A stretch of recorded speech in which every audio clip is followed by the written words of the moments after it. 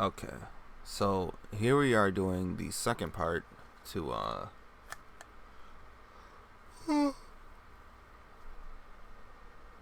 this event. Man, it's only 8 o'clock. It's not like it was 6 a.m. like the last time, but I'm just so sore, tired.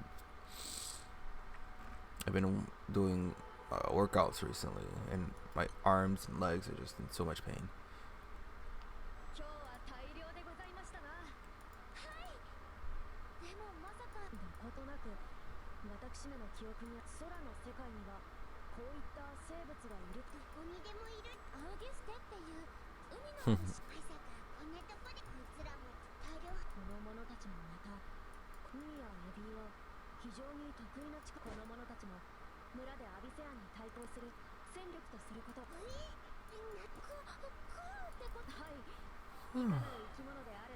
Oh jeez.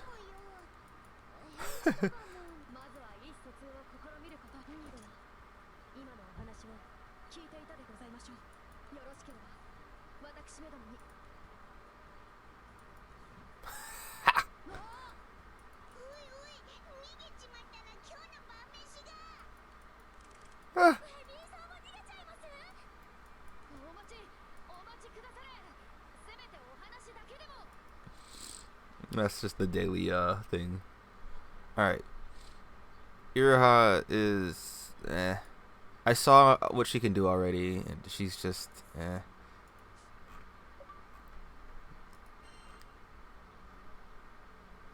So there are only like a total of 6 chapters, if I recall. So unlocking that unlocks the Fate episode for Prish and Lilithset, which I'm more interested in just testing Prish, and Lilithset is just gonna have to. Alright, let's see. My brain is gonna cooperate with this early for me. I just woke up. I kind of laid in bed for like 20 minutes or so.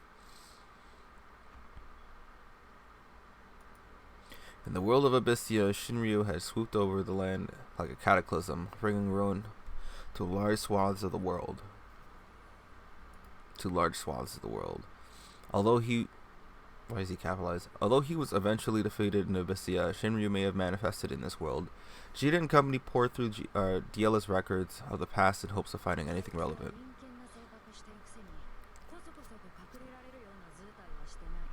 Twilight God's treachery knows no bounds, but it's still hard to hide a body of his size. I guess because he's like the all-powerful.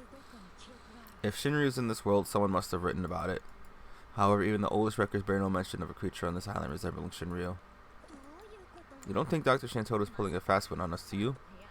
No, Dark's got a mean streak, but making jokes in poor taste isn't her style. In any case, you told me something from Vanadil that was screwing with this world. I believe it. Is there any point in me turning up the volume? Because I'm reading over the characters' lines anyways. Man. Prish picks up a book, flips to a certain page, and points to an excerpt. Right here, it talks about Beastmen and the Ancient Ones. This has to be the adventure stories. Who else could it be? And this is the relevancy of, I guess, picking the race at the start of the story.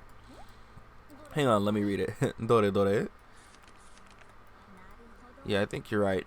It reads like a log of their travels, and whoever wrote it was probably with them from the way it's written. We've been told Chris was the author of these books. As long as he's not lying, that means he's from Vanadil, or connected to Shinryu. Isn't it suspicious that Chris was the one who brought Jita and Lyria here in the first place?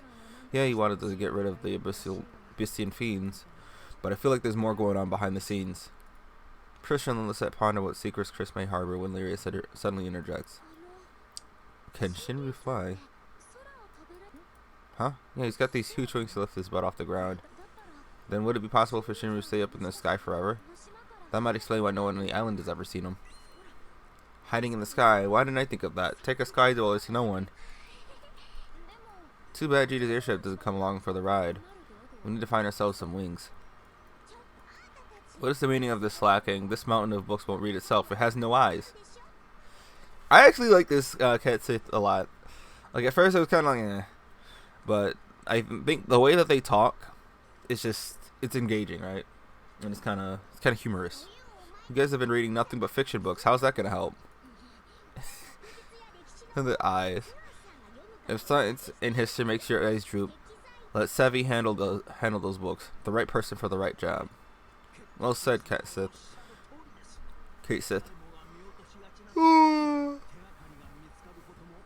This is gonna be the yawning stream. One person's oversight may be another person's clue. To tell you the truth, I'm quite interested in reading the details about how this history diverged in the aftermath of the war. Hold on. I've got a thing to take care of real quick. I should have did this before, but I want to do this now while I am able to. My friend cannot win. We are out here doing New Day things.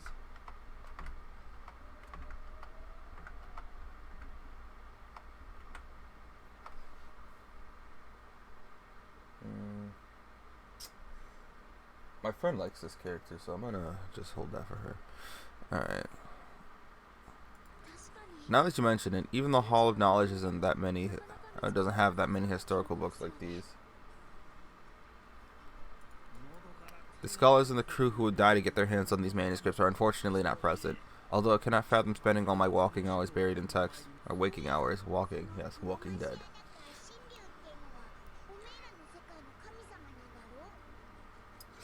On stream, dude.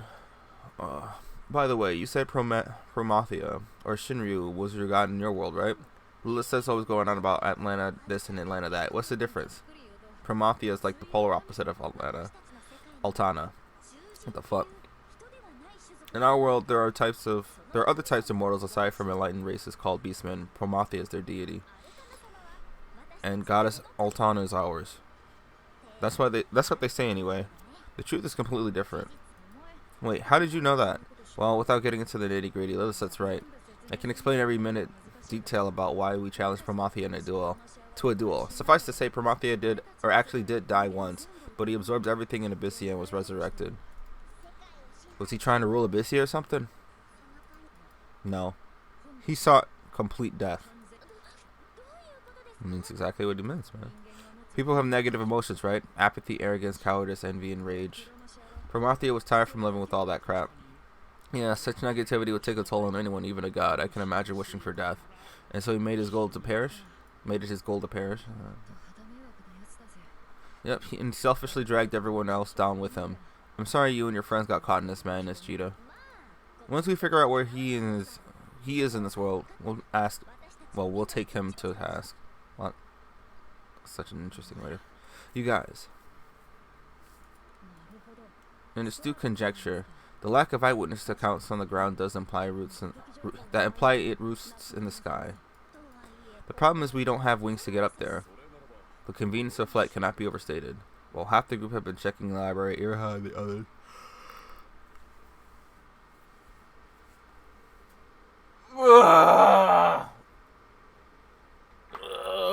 Jesus Christ. And the other half interviewed villagers about Shinryu. Despite coming up empty on Shinryu, upon hearing they need a method for traversing the skies, Iraha probably chimes in. In my quest to find a way off the island, I was told by the villagers of an abandoned vessel. Perhaps we could utilize it to conduct our search for Shinryu. Iraha leads the group to the fringes of the island, and sure enough, one could describe what they see as an airship. How does it look in there? I was right to be worried when I had laid eyes on the ship's decrepit exterior. The machinery inside is shot. Moreover, this is likely a vintage Malo. As such, I think we lack the means to repair it. Even if we could, it would take a lot of time. We could just recruit people from the village, or we can't just recruit people from the village either. They might get attacked by monsters on the way here. We don't have any manpower to guard the village and run the bodyguard detail. Oh no. What's wrong, Charlotta? You've gone pale. There is one person who can make it possible. Who would that be? Dr. Chantoto and her score of puppets. With their numbers, we could fill the number of holes in personnel. But she doesn't want to talk to shit.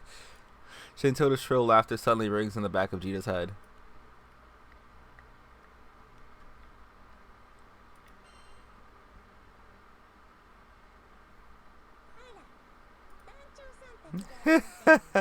Whoa, look who's come crawling back. Since you've agreed to be my test subject, let's get back on track. I beg your pardon, Dr. Shantotto. We've actually come to you with a different request. We kinda sorta need a small favor. It is my help you so sorely seek. I suppose I could spare a moment to hear you speak. It's like this. Jita and company want Shantotto to help them fix up the airship they found without drawing unwanted attention from the monsters. I see. You believe this Shiryu inhabits the sky. To confirm that theory requires a method to fly. Oh my goodness. So as long as I'm shown what repairs to make, my puppets can restore anything in respectable integrity. However, I refuse. Why must I feel compelled to work for the sake of philanthropy? Hey, you said it yourself. As Winhurt's former student, or former something or other, you can't sit idly by. Indeed I did, but if I determine that there is to be a credible threat, I will crush it into oblivion. Yet all you presented me with is hearsay and conjecture. Nothing but a proven opinion. Oh, jeez. Don't waste my valuable time. I consider that to be a heinous crime. The irony of you lecturing us on committing crimes. Offer me a fair exchange and I might have a change of heart. Alright, Charlotte. Alright, Charlotte, you're up. Yoga-san. The moment the crown will make a good start. She says that in the video. What I said. Would you submit to a minor exam? I promise it won't hurt, little madam. Is that the truth? The way Prisha and Olmia reacted do not fill me with confidence. I said it won't hurt, I'm being sincere. Since you are made of my image, you have nothing to fear. Shantotto ends the discussion and a strong wind begins to kick up the dimly lit corridor. What is this? I'm being dragged away! Only Jita and the knights are affected. What manner of magic is she using? This pull is stronger than the Canaverous Maw. You cannot fight our fate. I'm afraid all we can do is make peace with the unavoidable. Jita and Leal Knights zoom down the corridor and disappear. Where'd they go? Are they gonna be okay? She said it was a small exam, so that's what I choose to believe. I honestly can't imagine what she's doing to them.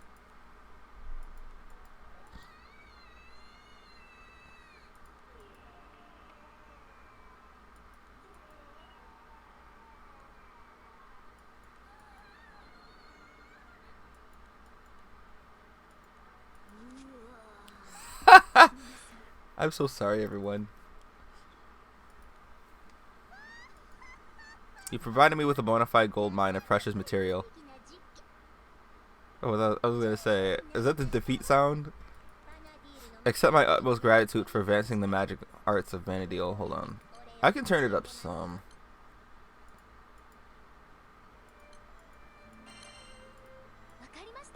Wakarimashita. Let me get that right there. Okay. I'm pleased is going to a good cause. Am I still alive? That was perhaps the most terrifying few minutes of my illustrious life. Jita, are you alright? It's like their souls have been ripped out. I shall savor the sweet fruits of your labor. A deal's a deal. I can now return the favor. Ah, but this day is too ripe and enticing to leave for a rainy day. Come back in 1 day's time and we'll get the project underway. I don't know what to say except good job. I'll handle cooking duties for tonight. Much appreciated. I expect I shall have no trouble falling asleep after dinner. Oh, did you see a picture of Ayatollah without his armor? He looks really cool. Only a few minutes worth of Shantotto's examination took years off the subject's lives. That's what it feels to have, or that's what it feels like to the 5 Sky Dwellers who have, I thought I was gonna say that's what it's like to True 5 Gum, who have been helped back to the village. Okay.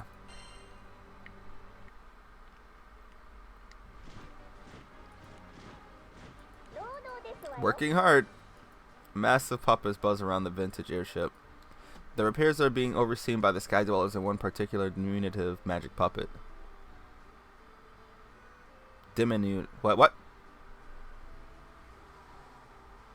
What? It's easy to restore the scrap heap to its former glory. Whether you can get it flying is another story. The small puppet had been manufactured without combat functionality in favor of more enhanced communication features. It should be possible in theory. Even in our world, few people have come across airships of such old make. If the airship should fail, I devise a way for you to take flight. Or if the ship should fail, I shall devise a way for you to take flight. Shouldn't you just say airship? But like this is the one time they don't say. Or we can even start now. I can make ready an experiment on site. That's okay. I think this ship is almost ready to go. Yeah, now we need to find ourselves a helmsman. Hey, you guys done yet? We're here. We did everything the grown-ups told us to. Excellent, good for you.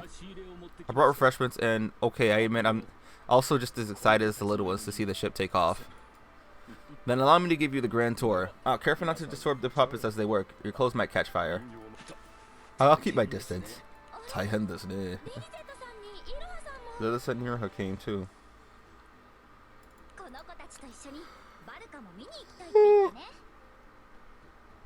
Oh my god.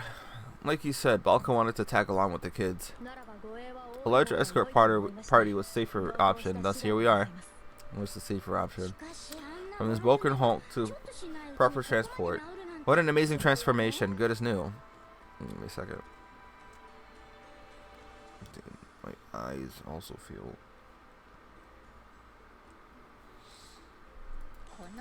What is that, a black cat? I am a feline that can speak. In that sense, Vern and I are comparable, like water and tea. What a strange world to be inhabited by talking cats and lizards. Perhaps I can run some tests on their brains and or gizzards. Oh, Jesus. Absolutely not, actually. One of our fellow travelers has lost their memories, and we thought that maybe... Does seeing the doc remind you of anything, Iroha? This is the oddest sensation. As expected, my memories have yet to return, but I am certain that this is not the first time I met the doctor.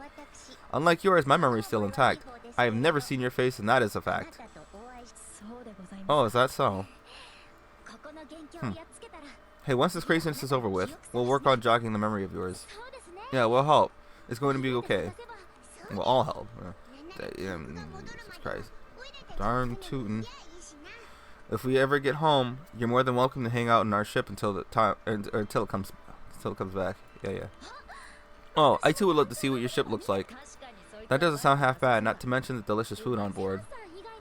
So, okay, I see where this is going then. So, canonically, normal Prish goes back to her world, but Abyssian Prish gets to hang out in Granblue. That's why she's a part of the crew. And since Lilith can, you know, walk between dimensions and shit, it'd be no problem for her to just stay in the Granblue universe and then her to just go back home.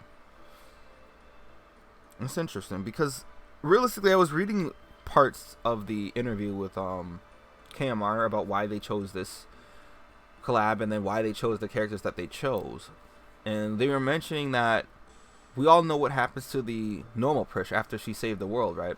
But Abyssian Prish, once you find out what happened to Abyssia, the Abyssia version, she explains to you that everyone had died and she was all alone. And that is it, and she stands in one place for the rest of her days, and that's what she does for the entire game.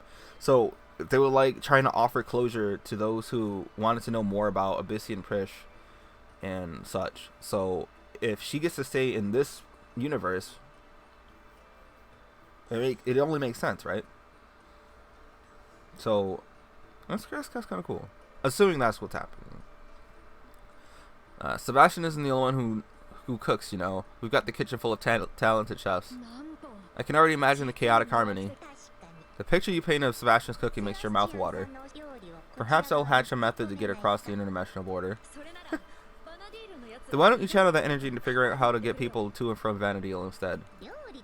There's a fundamental difference between mortal and food. I could solve it with a little issue, if I were in the mood. Oh, thank you for that. As they banter on, Biotorda and the children return. How does a contraption of that size take to the air? I'm excited to see it in action. Balka's having the most fun. The skies have that effect on people. There's something enchanting about being among the clouds. Yeah, I think so too, man. I wish I could fly. Okay, that's two separate sentences. I didn't say extra much, but yeah, I think so too, man. I wish I could fly. Once things settle down, you can go up for a ride. Woohoo! Hey, wait a minute. You guys have all the pilots. Don't you guys have all the pilots? How's the ship gonna fly once you get home? While it's true Sebastian, Gita, and I can operate an airship in a pinch, maneuvering it to its fullest capabilities is a bridge too far. Luckily, the flight manuals we discovered in the library may fill the gaps in our knowledge. It isn't the best solution, but Sebastian and I are discussing the most efficient way to study the materials. Please don't get the wrong idea. An airship cannot be flown in a matter of one day's reading. Ah, about that. After a while, Balka rejoins the others. Don't tell me he can fly an airship. Or he knows somebody can fly an airship. You can get that thing moving, Balka. I'm pretty sure it was constructed during my generation. Back in those days, airships were extremely rare. When I was a kid, there was this one time I got to go inside it as part of a field trip. I still remember the gizmos and gadgets I saw that day. The ship looks exactly like it. Didn't you say you were new to the village? I thought you were from our time. Time doesn't work normally on this island. It doesn't care which time period you're originally from. Some folks in the village even predate me by a long shot. If I were me, I would feel a greater sense of comfort knowing there are others who hail from my era. Oh, Jesus Christ. I don't have any actual flight experience, and the thought of taking the controls obviously has me nervous. But I've always wanted to be a helmsman, and I've studied the manuals Sebastian mentioned so many times I've practically memorized them. We've never used that type of airship before, so we'll go along with whatever you think is best. Starting from scratch will cost us time we don't have. Indeed, besides, we've never flown an older model like this one. We're just as much novices as Valka when it comes to hands-on experience. Yes, Captain. Now that we've almost got everything we need for the ship, we can start looking for Shinryu. Everyone's feeling pumped. They quickly return to the village to work out a strategy. Okay, well that's the end of this little node.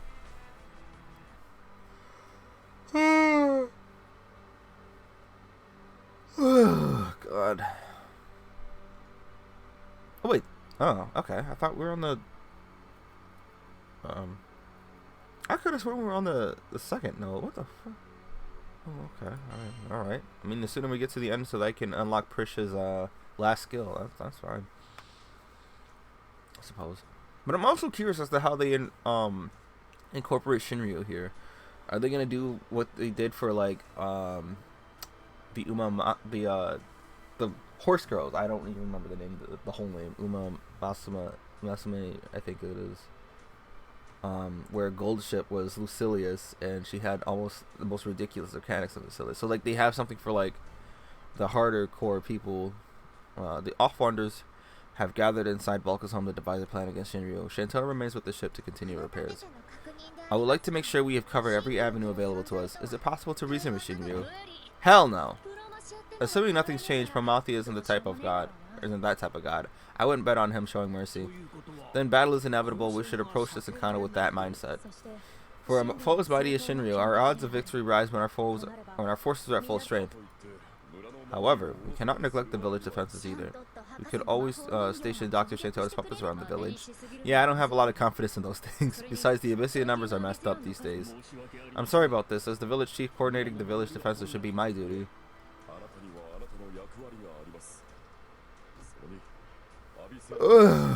No, at this moment you have another important role to fulfill. Assuming Shinryu is influencing the Abyssian fiends, his downfall should staunch the flow of monsters, thus protecting the village. Only you can get us up there, Chief. Next, Charlotta speaks with authority. The Lumial Order of Holy Knights excels at defensive combat. I shall stay in the village as part of its defense. Betoda, I want you to accompany me in the assault team. I want you to accompany the assault team and be their shield. We will not lose a single person in this campaign. Okay. Well said. I will take my place by the madam's side. Betoda, the rest is up to you. Understood. I shall protect my allies at all costs.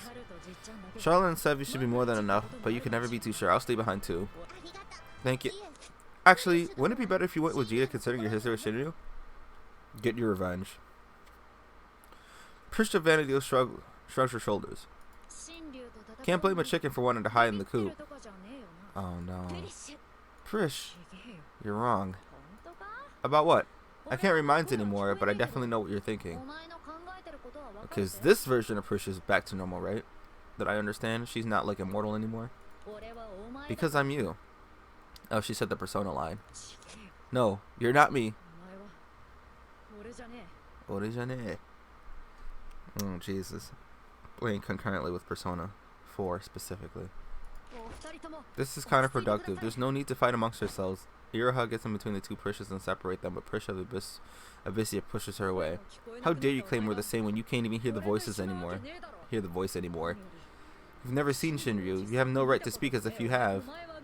Do you know what it's like watching the adventure and Celtius in their final moments? Yeah, that's what I thought. They're dead. They're all dead. I couldn't save any of them. Not even Olmia. Wait until Vanadil ends up like Abyssia. Then you'll understand what I'm going through.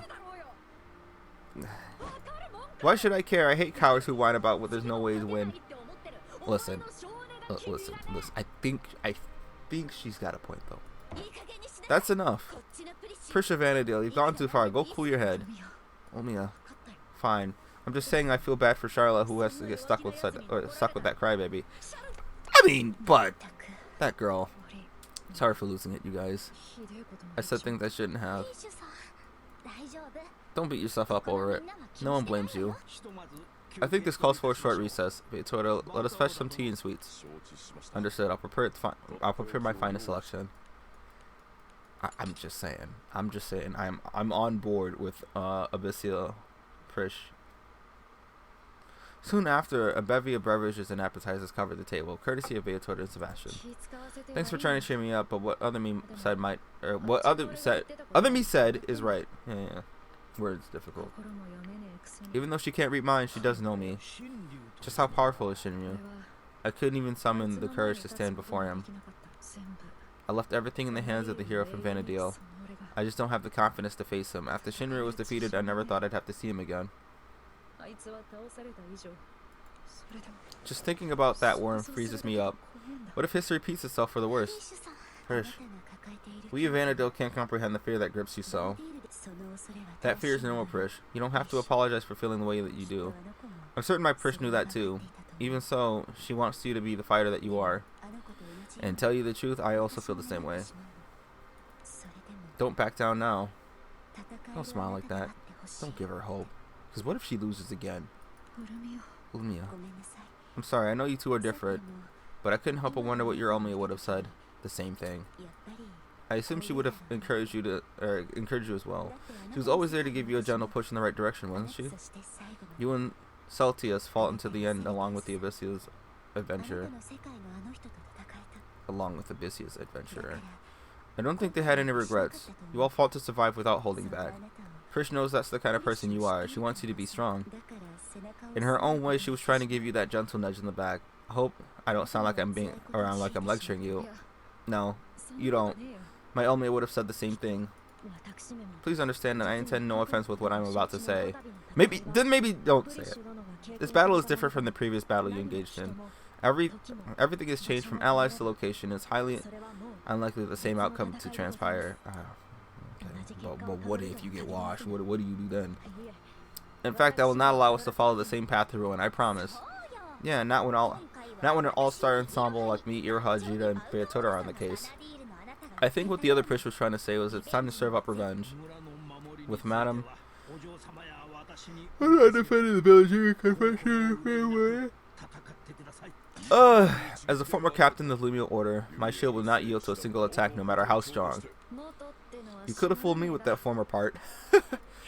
You know what though? With you guys, I think we can do this. Ooh, we can do this.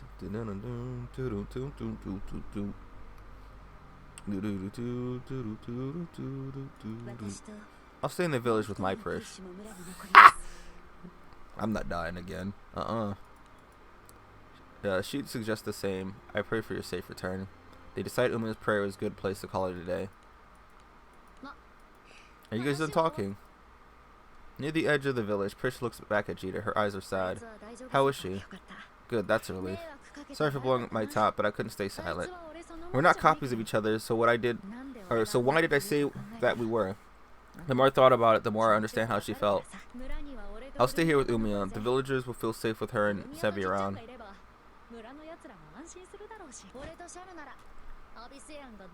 If an Abyssian freak tries to sneak in, Charlotte and I will send him flying.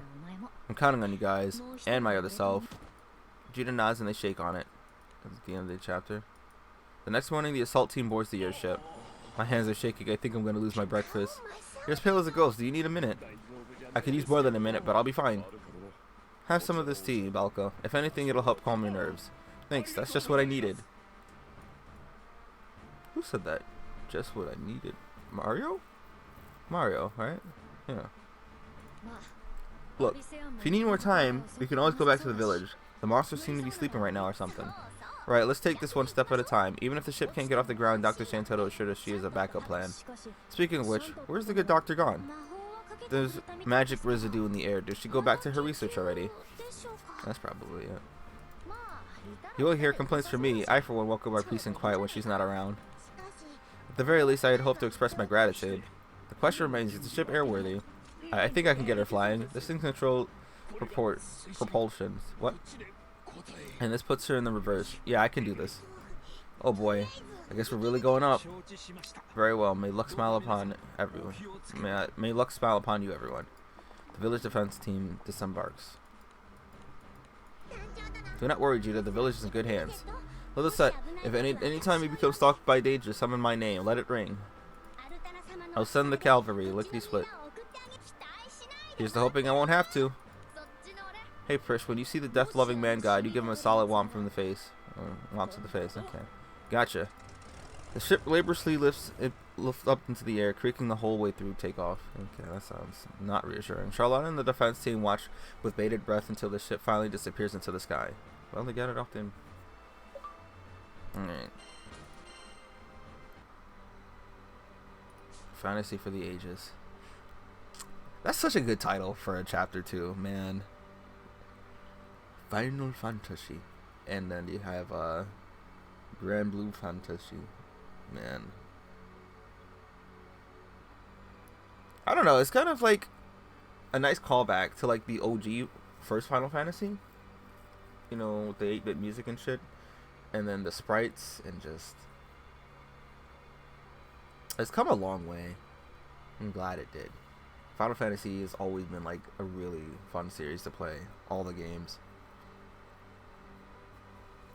Eventually I gotta go back to 8 and finish it. And I want to go back and finish 6. I played 6 up until... I don't remember what I played up to. Because I remember the part with Locke. So like there was the part with like, what was it? The 3 enemies coming down the paths. And you had to like... I forgot what it was that we were doing. I like 6 enough. So I think I could do that on the stream one day. Or just record me playing it. Look for an emulator. Get the Granblue or Granblue Game Boy emulator. Oh my god. Okay. Get sucked in by a powerful force. At least get some tea or something. Slowly but surely, the old airship climbs into the abnormally colored sky. Nothing out of the ordinary yet, but stay on your toes. There's nothing but a sea of clouds. The island isn't all that large, if the gauges are to be trusted. I got a bad feeling about this. The sky is totally different from ours. What was that? Fiends? No, the ship is not responding. But we're still ascending. Are we being sucked in? Everyone anchor yourselves to something.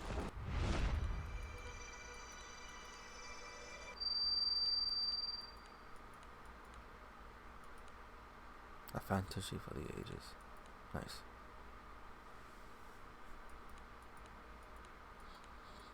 The first thing Jita feels is the coldness of the floor. The captain gets up slowly and sees a very different picture than from before. Are we Shantono now? Ah, my back. Everyone's still alive? Where are we? One by one, the team members call out that they're okay. We're just gonna keep yawning, huh?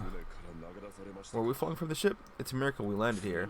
The ship actually still appears to be serviceable. If only it had been a better health then. Nah, I don't think that would have changed anything. Anyone know where we are? No. What the hell? No, it can't be. What is it, Lady Prish? Do you recognize where we are? I guess this is where the final fight took place. You're not gonna believe it. Oh, shit! This is the Imperial Paradox. This is in Dissidia. This realm with the giant crystal in the center of the room. Dun, dun, dun, dun, dun, dun, dun, dun, dun, dun, dun. Dun, dun, dun, dun, dun, dun, dun, dun, dun. I actually like that song too. It's where I call home. It shouldn't be possible, but we somehow made it to Abyssia. No, this is neither Abyssia nor Vanadil. Before Diela village, there was this place.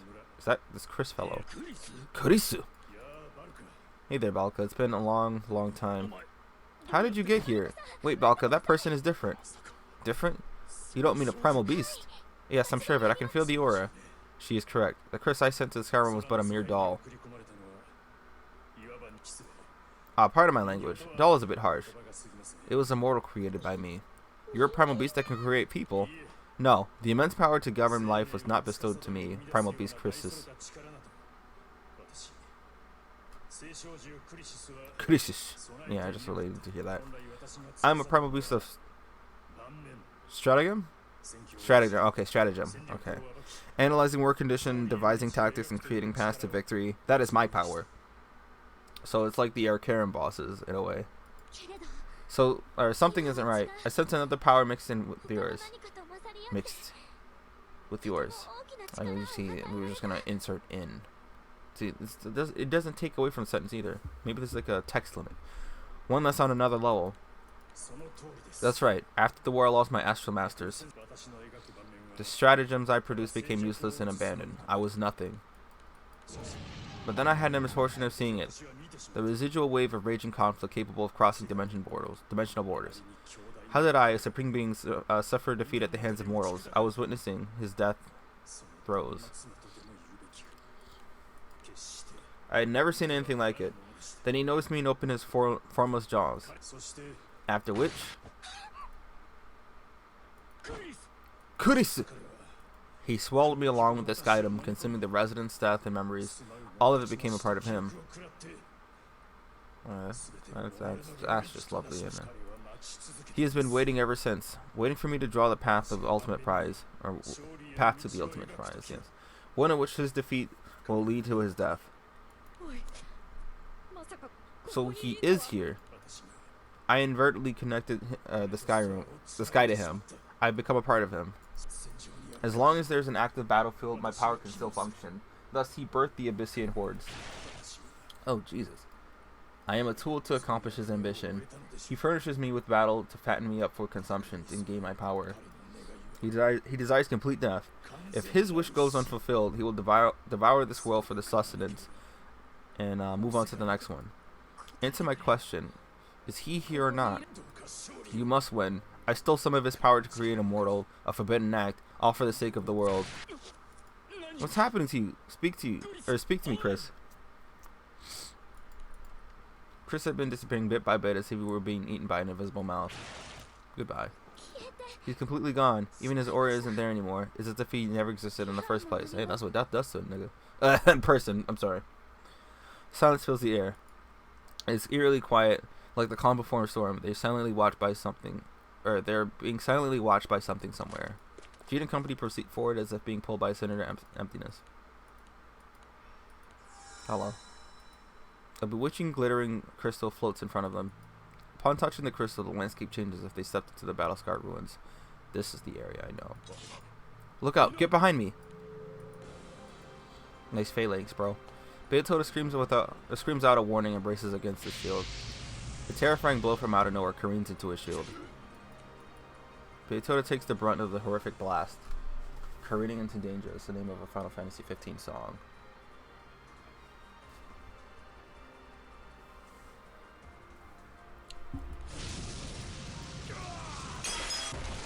The impact is so overwhelming that it blows everyone away like pieces of paper in the wind. That stupid piece of Itaina.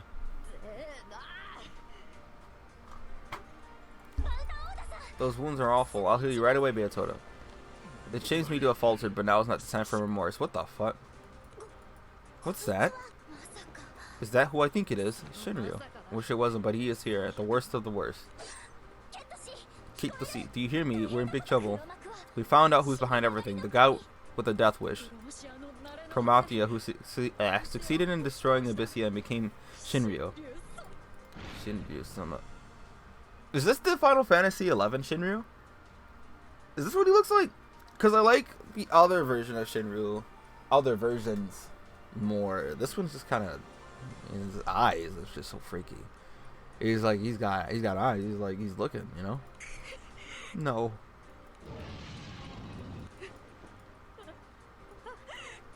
I don't blame you, Prish.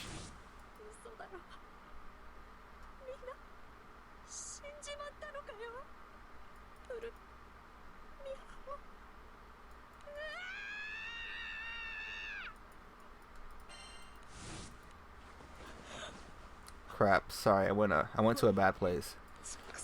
Damn it. Screw you for making me remember that. Chris. Not letting a minion go to waste after you're done with them, huh? That's definitely something you'd do. You make me sick. Oh, okay. He's got a voice. The sky cannot grant me my dream, so it has been prophesied by this primal beast. Look upon the current board state.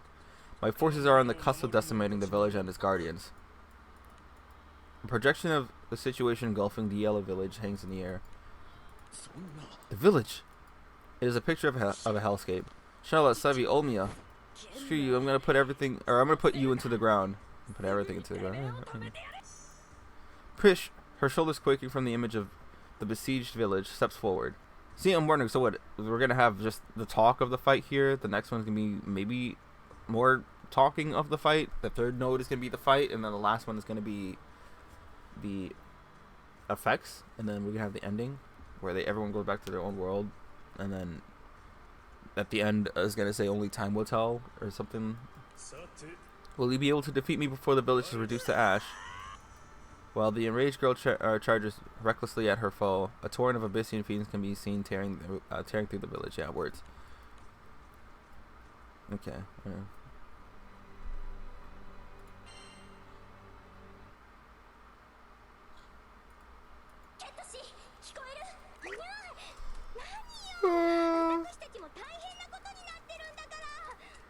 Jesus.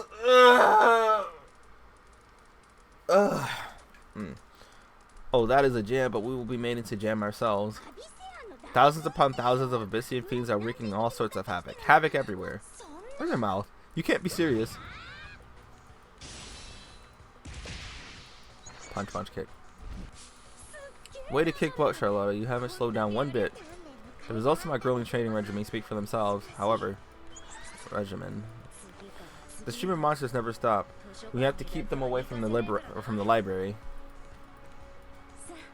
Hurry, get inside. Once everyone is accounted for, I will secure the door from the outside. Wait, Umi, are you not evacuating with us? My songs are needed to support the evacuation.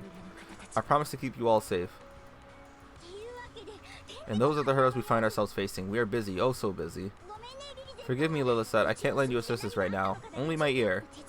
You will have to make do. Charlotta. Oh. Forgive my tardiness. Are you injured, Casey? My lives flashed before my eyes. Lilithette had my undivided attention. Must be more careful. If she's calling for you, then the operation isn't proceeding smoothly. The way these beasts flow in further is evidence that there's more afoot. Yeah, we found the culprit behind everything. Is Promathia of Abyssia, Shinryu. By my whiskers, Promathia, the god of twilight himself. Tasagare, yeah. Then our theory was correct. Shall Kate Sith and I proceed over to provide backup? That's alright. Please stay with the villagers. Shinryu grows stronger by eating the world's inhabitants. Besides, we wouldn't abandon anyone anyway. Whatever you do, save them. We'll figure something out. Lilithette, say something, anything. Charlotta and Prish are holding down the front lines. Kate Sith and I form the second line of defense while Umia's songs expedite the evacuation.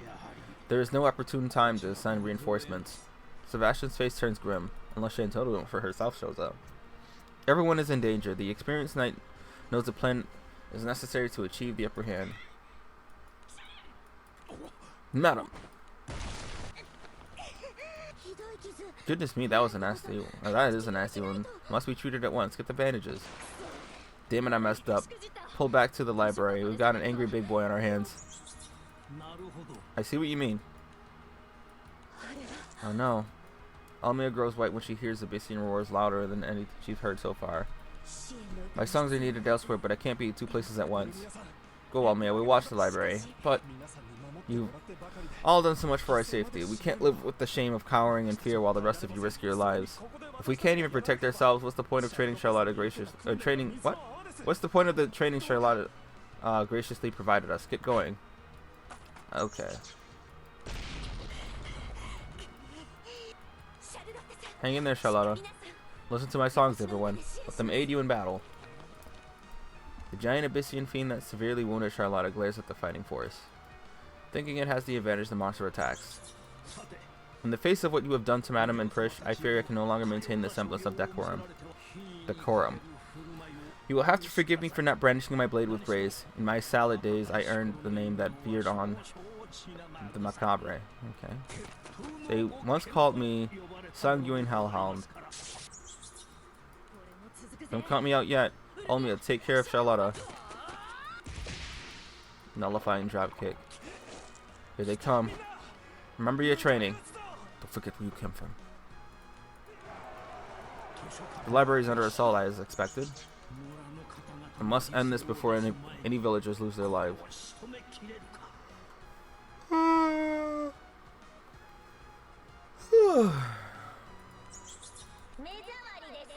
Yep, Charlotte. Or not Charlotte.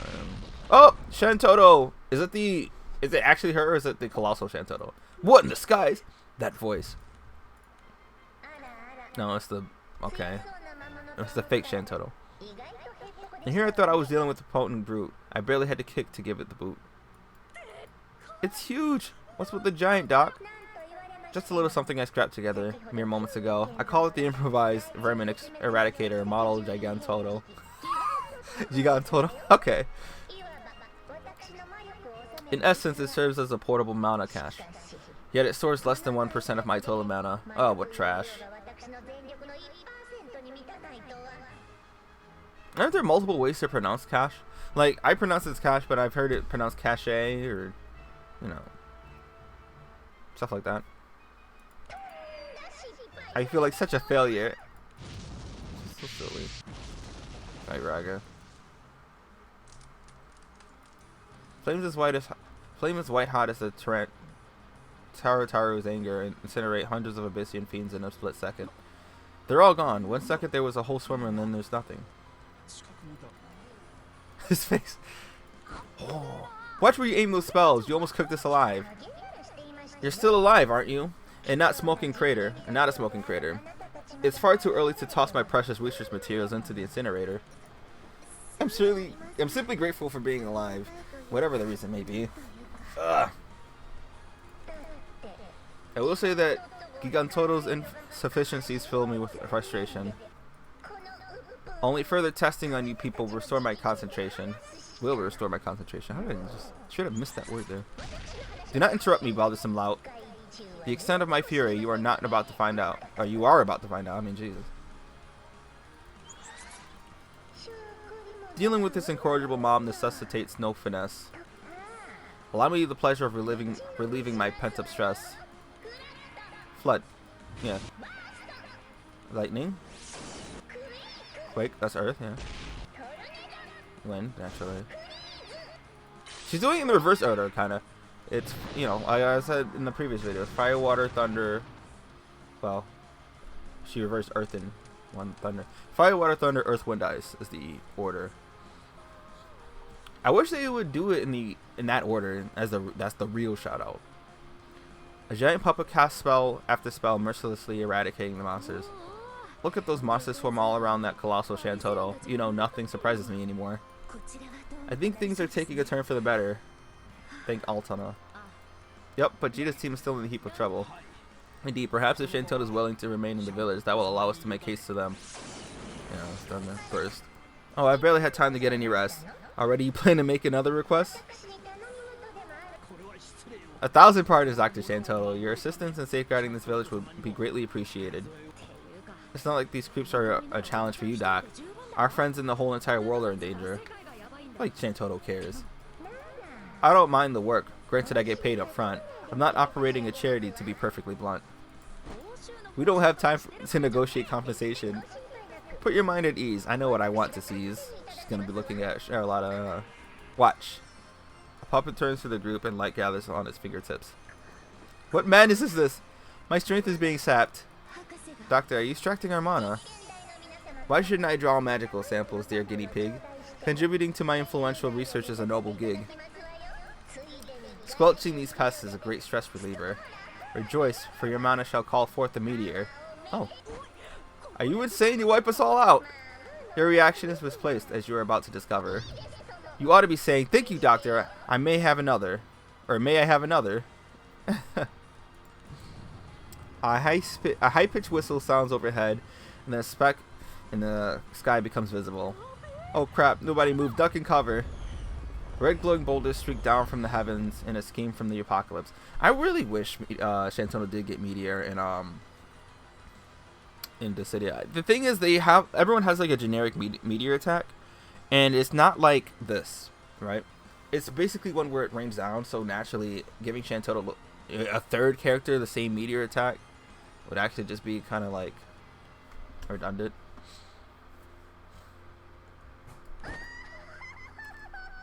Wait. That's so cool, actually.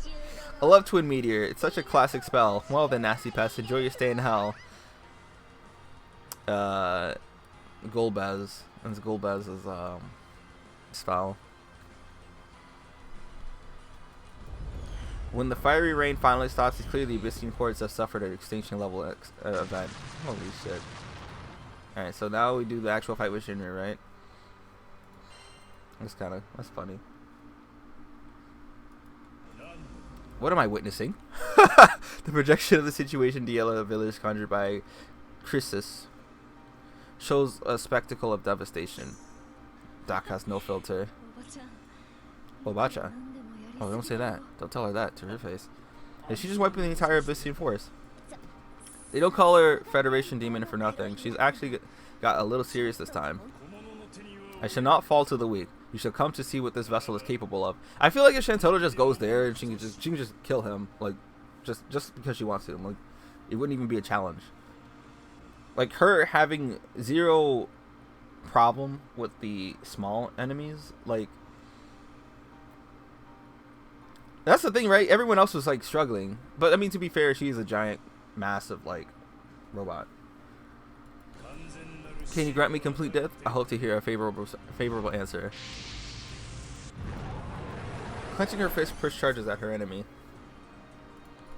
Only for Shinryu to shoot a blinding blast of light from his mouth. Everyone get down. Whoa. The attack aimed at Prish sends out a shockwave that appends everyone in the vicinity.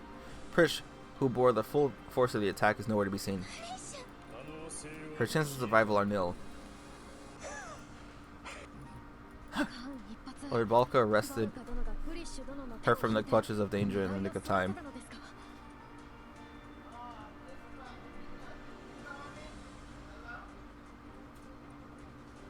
I'm sorry you have to hear that. I'm assuming you can hear that. The hell is wrong with you, old man? Are you trying to get yourself killed? I am an incompetent leader. This is the best I can do to save the village. And Chris. Cease this pointless struggle. Once again, Shinryu unleashes another beam of light. It heads straight for Balkan Prish. Managed to avoid that one too. What are the odds, huh? I'm not ready to die yet. Chris worked so hard to protect the village. I will not let his will fade into obscurity. So this is Chris's doing. Balka, keep talking. Huh? Shinryu plays for keeps. These last attacks lacked oomph. I think Chris's consciousness is still floating around in Shinryu. He probably did something to make the worm miss. What remains of Chris inside Shinryu repeated stir. Shinryu unleashes 3 more beams at Prish and Balka, though not without a hint of resistance. Looks like I hit a nerve. I mean, you probably still don't want to get hit by that, yeah. Stop it, Prish, you can't take those head on. No, I got this. My body is stronger than mortals. That being said, I probably won't last for too long. Quit standing around, Balka. Don't you have something to say to Chris? It'll be too late if you wait until all this is over. Whatever you gotta say it now, or else live with that regret for the rest of your life. Prish holds back the light with her 2 bare hands, even as it scorches her entire body. I knew this was going to burn, but I didn't think it hurt this bad. Chris, can you hear me? You're in there. Keep fighting. These people never thought of quitting. It's our fault we dragged them into this mess, which makes it our responsibility not to give up. Your dream is still alive. The tales you sang of the adventurer are not pure fantasy. So, pure fantasies. Is he actually in 11? Or is this just like a version of an alternate universe where...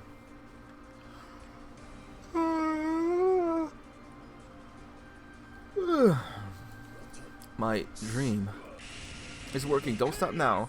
Listen to me, Chris. Bulk up. For a brief moment, the intensity of the light subsides ever so slightly. Reject existence. Desire, hunger for the end of mortality. I think not. Despite the pain of their injuries, Jita and the others stand back up and renew their assault on Shinryu. However, the worm's shiftiness makes it extremely difficult to hit. It remains unscathed. It's too overpowering. The fighters can do little in the face of a worm who doubles as a god. Human beings to a mob, to a mob to a king to a god. Pathfinder Stone. Oh. Two quiet words reach Prish's ears and she immediately knows what to do. You guys, grab your Pathfinder Stones. The stone in her pocket emits a pleasant warmth as if resonating with her command. Thoroughly suppressed by Shinryu's onslaught, the fighters clutch their crystals as a final act of desperation. Oh, I see. We're not actually going to do the fight. This is going to be like a story fight. So this is the last node, right? Yeah. And then we got the ending, and then we've got the Prish and Lotus set. Fate episode. And I'm hoping this Prish gets closure. Freed from holding back Shinryu's blast, sinks to her knees. Yet Shinryu's deadly light escapes from his mouth. The cavalry has arrived. Who should stand between Shinryu and Prish but Charlotta, shielding her allies from the beam? The guardians of the village, aglow in luminous bloom, are being projected from the crystals. Now, Mia. Right. Prish, how are you feeling? You know me, nothing gets me down. The famous pose. Prish casts her healing white magic on the wounds of Jita and the others, while Umiya's song restores the battle worthiness. Restores their battle worthiness. Okay. Everyone's back on their feet, all thanks to us. Your numbers mean nothing. We will only delay the inevitable end. Within my domain, the forces of the DLL combined cannot. Who said this was all of us? What? Hold up your traveler stones. No. What do they call them? Pathfinder stones? Whatever. Hold them high. With some minor manipulation, I can bridge a connection. Open a road. The crystals emit an even brighter light and converge into the shape of a gigantic door. Door code?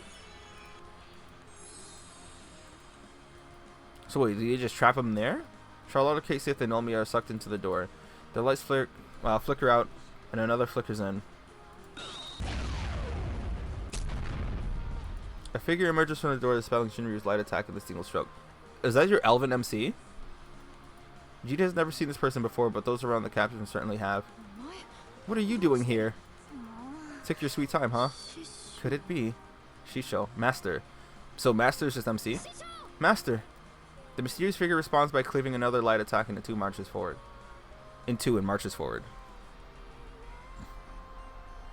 This is player character.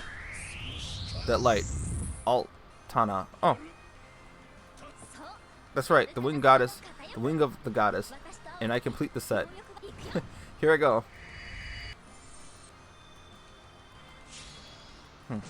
Interesting. The adventure from another world, and Lilith pierce Shinryu with a radiant strike, and the skies reverberate with an anguished roar. Thanks for coming. With the wings of the goddess, we've leveled the playing field. Through the wings of the goddess. This little reunion tour of the future fabulous wasn't meant to last, but I still had fun. Don't worry, I've got another wing here who's also up to the task. The adventurer nods and turns to Jita. Although their body is fading away, the person apologetically asks Jita to save the world and then vanishes completely. Hey, that punk didn't even say hi to me. To appear before that stated condition, I surmise masters reach their limits. It is just like the last time I saw Master, or rather, the hero of Vanadiel. Oh, do you remember stuff again? Yes, my memory was restored upon seeing the Master once more. I recall that a magnificent fiery existence resides in my body. It's called Phoenix.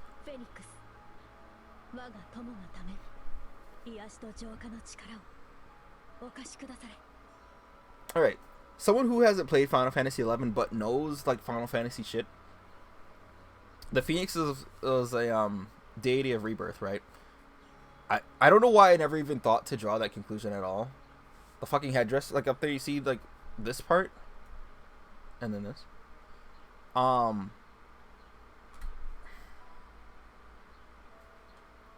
That's actually kind of cool. And she graciously extends her power to heal me and my comrades.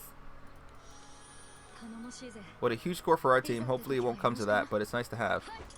Agreed. Now I can fight to the fullest extent of my ability. Let's do this. Okay, now we do the final fight. Well, that's actually really cool. I was looking at Iroha's kit earlier, and she looks kind of meh, like compared to like Prish and the others. Supernova. Do I do this fight on stream? I'm actually teaching we're not in vain. It is what wills me to victory. Everything comes down to us. Let's not embarrass ourselves on the big stage. Oh, don't say that. Prish embarrassed or something. Hell yeah. If his Twilightness wants to join the darkness so bad, I'll make sure he kicks the bucket. Rally the troops. Are we gonna single attack the whole time? I know Prish's skills will debuff and delay, so.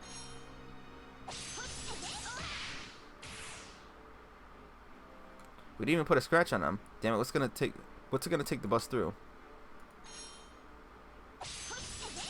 Everyone's gonna single attack until necessary, huh?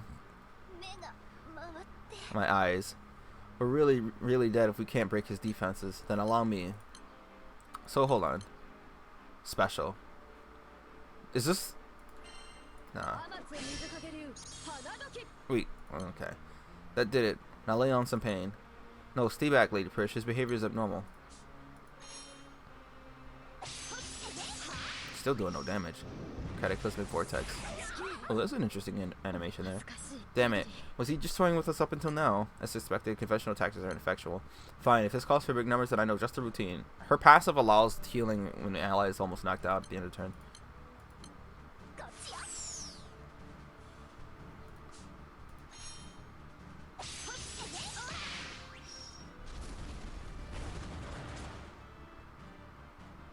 Stunning footwork is always Lady set. A dancer shows grace under pressure, but I don't think our audience is willing to give us a break. You gotta be kidding me, Jodan Diddle. We're in no shape to perform an encore. Are we done for? Not while I stand. Bow bow.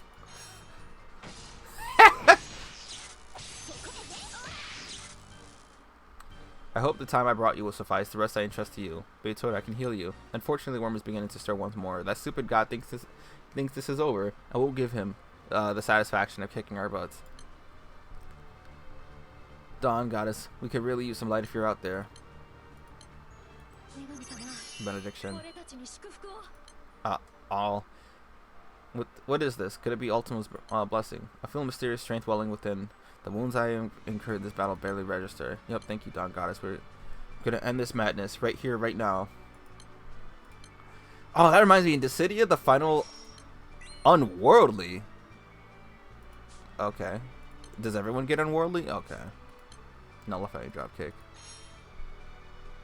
I'm gonna show the anime. Yeah.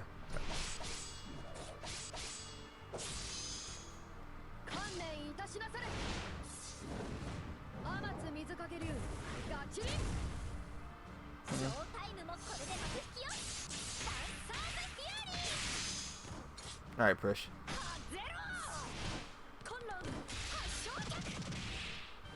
That's why I wish she had Aurora Uppercut for this instead. Or Zurin Fist as her Ogi. Because, like, Nullifying Dropkick is one of my favorite moves, of course. But, like, as an Ogi attack, it's just not as...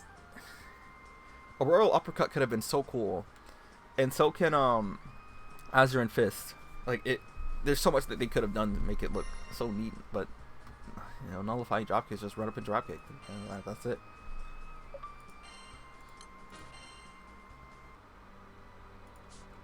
Alright, so this is where we get... Oh, the other stuff. I'm gonna do Precious Fate episode and Lilith's Fate episode because this is only like an hour compared to like what? How long the other one was? Like an hour, 2 hours, 3 hours? Probably 2. Go to hell.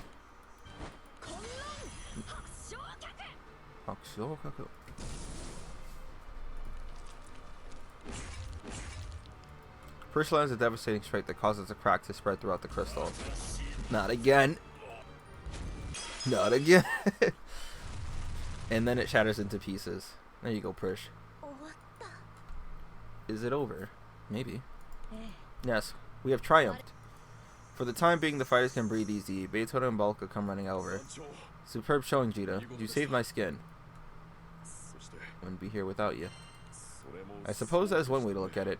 So this is what it feels like to watch a child mature before your very eyes. Everyone has been aging except for Jita. Thanks to Yurha, my injury is no longer hurt. It's not my power you should be thanking. I shall accept your gratitude on Phoenix's behalf. That's really cool.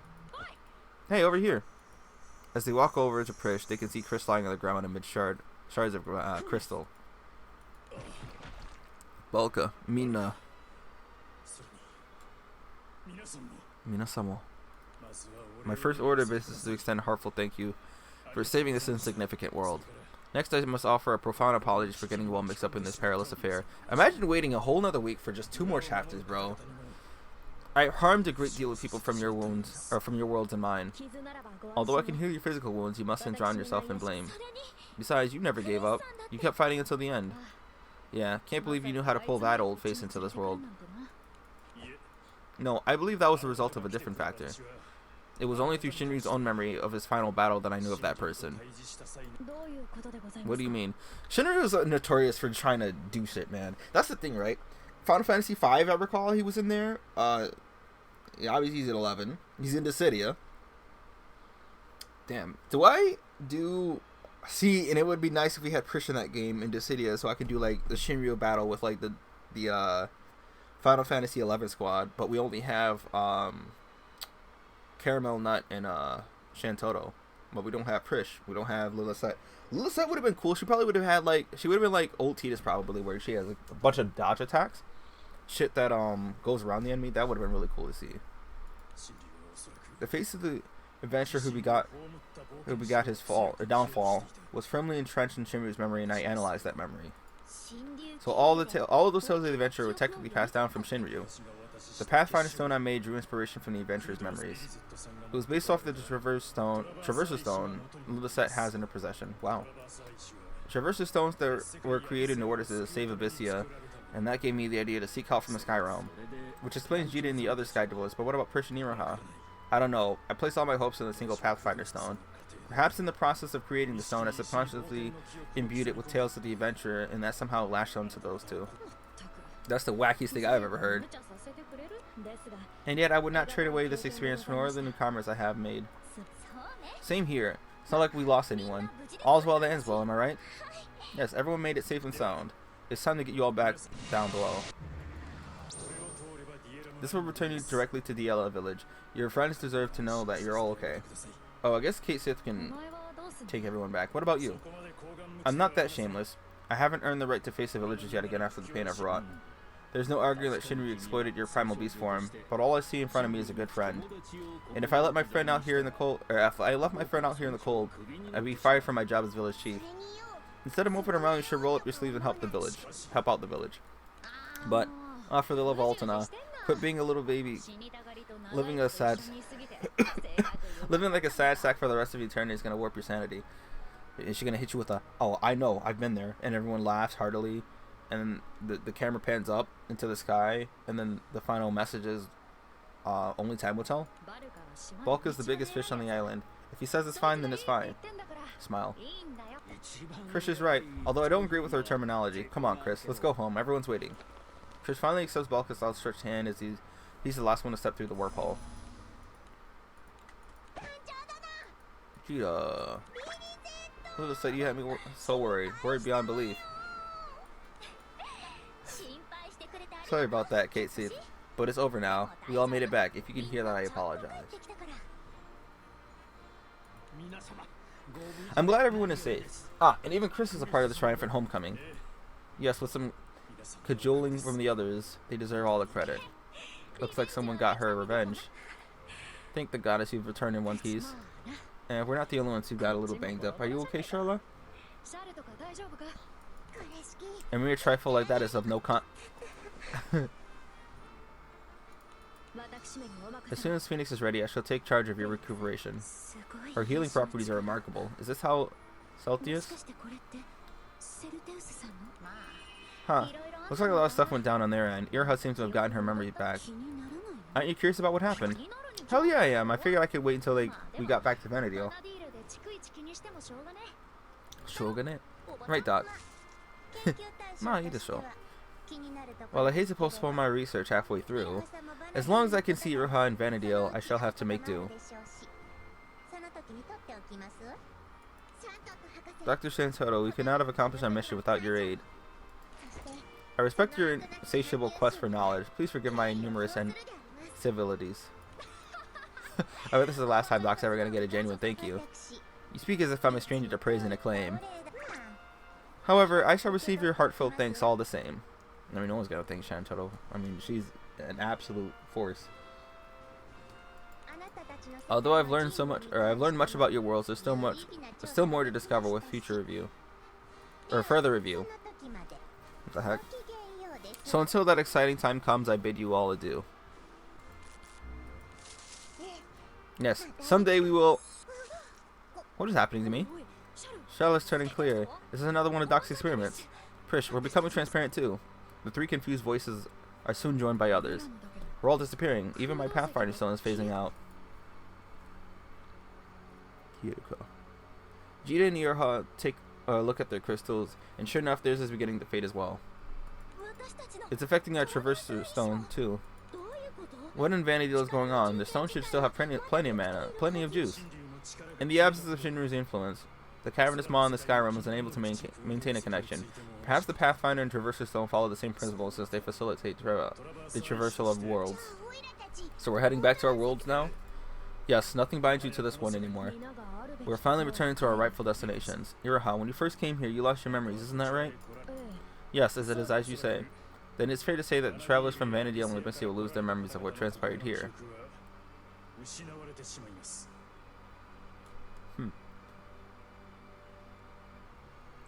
Oh, well, damn. Goodbye, Prish.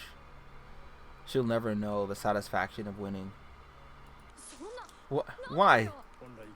This world, or rather the Sky Realm, was never meant to connect to Vanadil or Abyssia. The resulting connection dragged in Iroha and both Prishes. In response to the world plucking what it shouldn't have, those who aren't from here are experiencing a slingshot effect. All that I've come to embrace shall disappear as if I was waking from a dream. What about K-Sith and Lilithset? How come they get to keep their memories? There's gotta be a way. On the contrary, your Vanadil and Abyssal are not final destinations. Same name, different time. And not our final destinations. I can't speak for K-Sith, but I'm going back to a different future. One of her uncaps is funny. So it's her from a different timeline, a different future where she grabs her face, so smushes it like that. I'll show it on this video. But what was she again? It was Lilith? Goes from Lilithset to like Lilith or Lilim or something? Like the vampire. Or succubus? But not really. Sorry, Iroha. I actually knew the truth about you, but I couldn't tell you anything. No, I understand. You were correct to protect that secret. Be at ease. I feel no resentment. Thanks. Prish, I hate having to leave like this, just when we're becoming good friends, too. Why do you make it sound like we can't remain friends? Even if our memories get wiped, you're not going to forget about us, are you, Lilithset? Same goes for you, Jita. That's right, we will never forget anyone here. Nor will we. This epic tale will live on in the annals of history. I think I'll try my hand at penning this one myself. After all, Chris was absent for much of that time. I look forward to reading it. It's for the best considering I have lost my power. This cannot stay the way it is. This island cannot stay the way it is. We have children. We must find a way back to the Skyrim for them. Please allow us to call upon your help again when the time arises, Jita. Jita smiles in response. Hey, don't be a stranger to Vanadil either. We'd love to host you. Yes, a fine idea. Fun never stops. You said Final Fantasy XI Rebirth? Isn't she Iroha in I've heard Iroha is actually in 14 as well. But I'm wondering if, like, her, I guess she's gonna have a whole meme about her being lost in time and space, because that seems to be like the theme for her. Because I think that's what happened in the original Final Fantasy XI. It happened in 14 and happened here. Indeed, the world of Vana'diel is beyond your wildest imagination, and I would enjoy being visited once more by a friendly face that you can remember. Definitely. A crew vacation to Vana'diel sounds great. And you ever think about slipping away without us, Jita? Upon the conclusion of my mission, I will be waiting for you in Vana'diel. Despite our short time together, I have incurred a debt I can never fully repay. Iroha bows with respect just like she did the first time when she met the other travelers. When she lifts her head back up, she's nearly invisible. She and the others don't have much time left either. Take care of yourselves, everyone. The tales of the traveler and skyfarers will last forever regardless of what happens to this island. Hey, meeting under these conditions was like a 1 in a million chance. If it happened once, it can happen again. This is funny here. Be seeing you, Jita. It's nice to see that she's... As Prish raises her hand to wave goodbye, everyone is enveloped in light.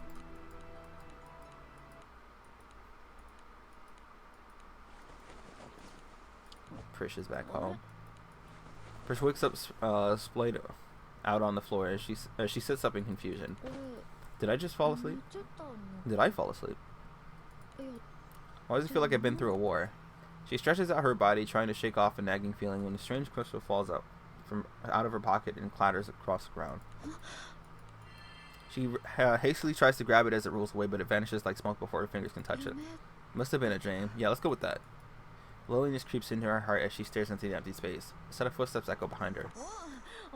Wow, look at the cat dragged in. Well, it hasn't been that long since your last visit. Sure felt like ages to me. Well, but if you're here, that means you've got free time, yeah? Then let's do something. I just had the most amazing dream ever. It all started when I picked up this weird little crystal. And so the girl's legendary tale runs along into the night. Okay. What a genuine smile. The endo. I liked it, of course. It's... That middle part was a little, you know, but the whole event, like, as a whole, it's nice to see that. So normally Prish Abyssia would be referred to as Prish A, and that's funny that they kind of kept that. Vana'diel. All right, so we've also got Iroha, yeah. So before we do anything, okay, before we do anything, right? So we've got Manic Plus, right? Incredibly tough, yeah. And then we've got that. I am going to do Prish and Lilith Set Fate episode right now.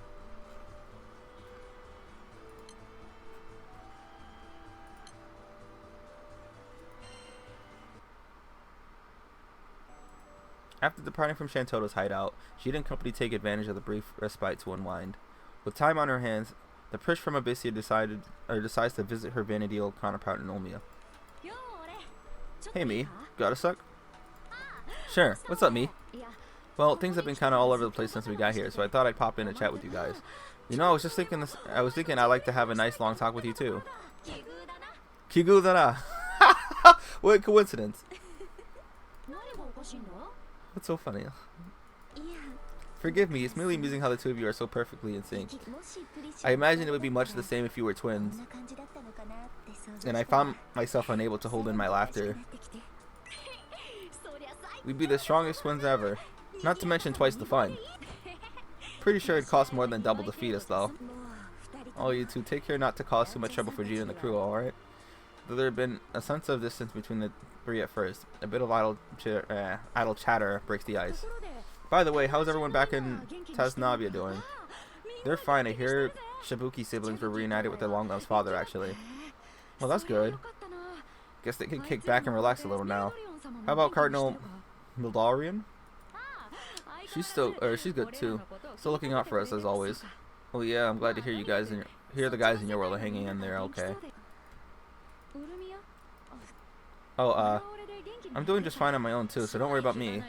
It's not so bad spending all my all day staring at this sky, gazing at the stars, and watching the clouds covering Abyssia go by. That sounds fucking depressing, actually. And you know who comes to visit me once in a while, so I'm not totally alone or anything. Comes to see you once in a while. I mean, it's just, that's like once in every fucking... The player character never goes back to visit Abyssal Prish. Why would they do that? They got adventures to do. Prish.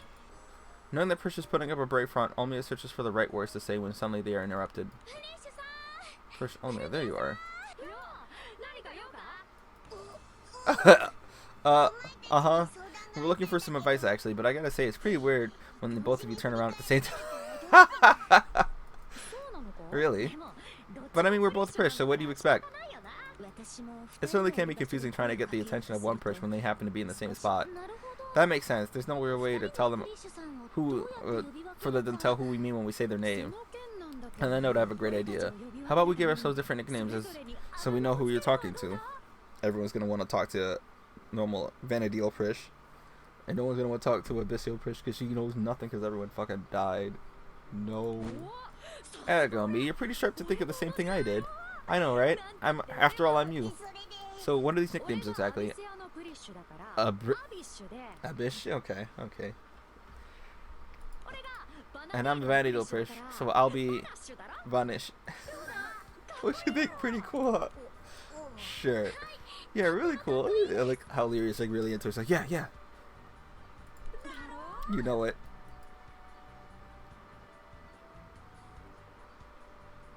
These are both fucking terrible. Yeah. Abyssal Prish has gone through enough.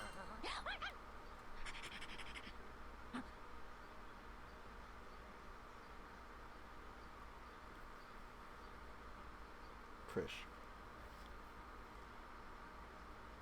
My brother in Christ. My sister in Christ. Hey, I'm not a dog. What do you think you're making me do, Jita?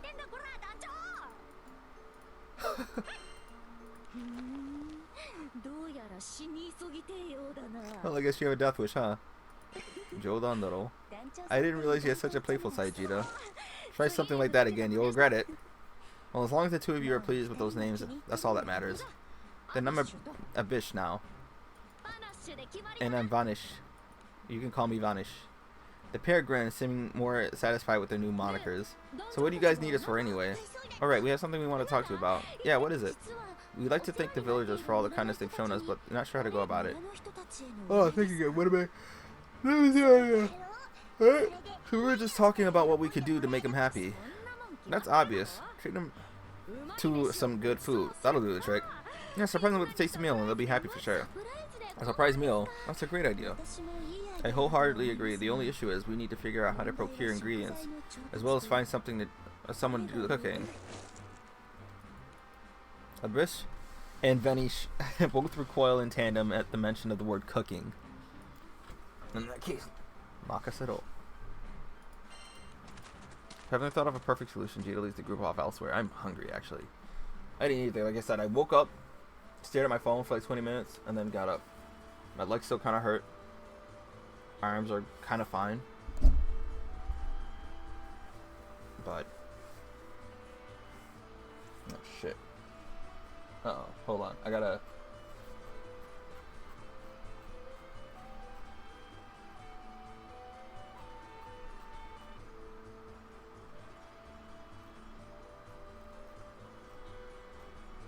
hold on. I missed...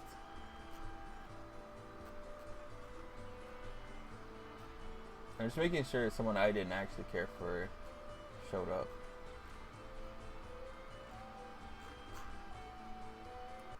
Alright, give me a second.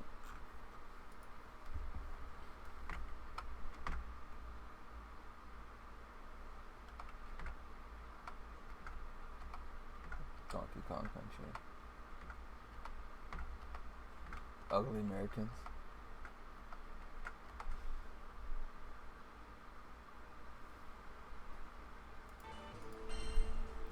There is no battle in this 10 AP quest. No support summon is used. Thank you. I see. So you wish to prepare a meal for the people of the village in order to thank them for all they've done for us. Jeet and company pay a visit to Sebastian and explain the situation. Delicious food brings joy, while lively company offers hope. Considering their future is yet uncertain, joy and hope may exactly be what the villagers need most at this moment. Very well. If I can be of any service, I would be delighted to assist you. That's our Sevi. If it means chowing down some good food, I'll do whatever I can to help out. Procuring ingredients seemed like it could prove a challenge. I take it you must have a plan. Yeah, I can see how it might be hard to recreate Lumio gourmand food in a whole other world. Not to worry, not to worry. The essence of Lumio gourmand cooking is preparing food at your destination. Therefore, the ingredients will be sourced locally. Think of this as a Lumio gourmand pop-up, if you will. A Lumio gourmand pop-up. I must say that my taste buds are intrigued by that notion.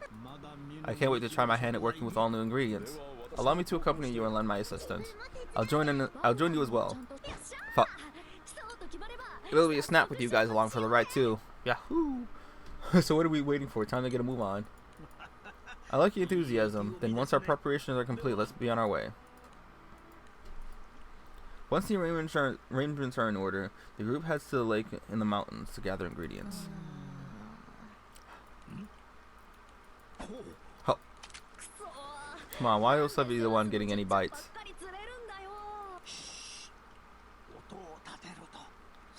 If you make too much noise, we'll frighten the fish away.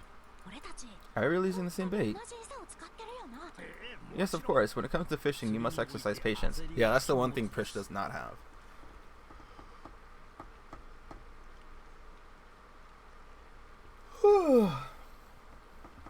Friend is rolling. Hold on. I'm waiting to see if he pulls some bullshit.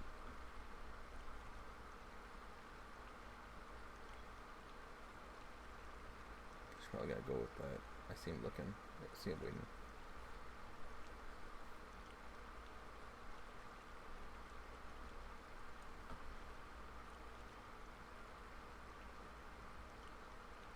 Okay. As long as you're casting your line in the correct place, opportunity will present itself. I try concentrating on the movement of your bobbers. Abyss, I cannot do this. Prish A and Prish with bated breath staring at their bobbers floating on the surface of the water. I think mine just moved a tad. That motion is a sign that a fish is approaching the hook. Hey, mine just moved too. Next, you'll most likely feel a powerful downward pull as the fish bites. When that happens, lift your rod swiftly in the opposite direction. At that moment, there is a forceful tug on each of their lines, clearly different from the previous one. Alright. Roger that! As the fish pulls back on the rod, its tip begins to bend and the surface of the water becomes suddenly turbulent. Why can't we do both? Abyss and Vanish lift their rods high into the air in unison, revealing a fish dangling on each of their lines. Okay, I guess it doesn't matter too much. Thrilled by the impressive catches, Abyss and Vanish give Jita a high five. I'd assume it goes something like this. Pop. Next, the pair head to the shallows where they doggedly scavenge the sandy bottom. How are you two faring? Have you found any clams? Yep, I've got 2. Wait, make that 3. Well, I have 4. See, count them and wait. What? Whoops, my bad. I just checked again and I actually have 6. She's like, oh no, I actually have more than that. What? Oh, what do you know? Turns out I have miscounted too. Machigaita. I've got 8. No, 10. Actually, this one's so big it's worth about 3. Hey, that's cheating. You can't count it more than once because it's kind of big. Cheating schmeating. It'd be messed up if one of your tiny clams was something the same as this huge one. It wouldn't be fair contest anyway without the exact measurements. So why won't we weigh them and see who weighs more? Very competitive. Easy. Fine by me. Then whoever's clam weighs more is the winner. Jita and Bao Bao can be the judges. I'm a judge now? Beatorda. I've been calling Beatorda this whole time. Is it Bao-Torda? Bao makes more sense. Bao-Torda. And Jita are caught off guard as they find themselves roped in to the competition. There you are, everyone. I trust you're making good progress. Olmi and Charlotta approach the group with their arms overflowing with clams. Are those what I think they are?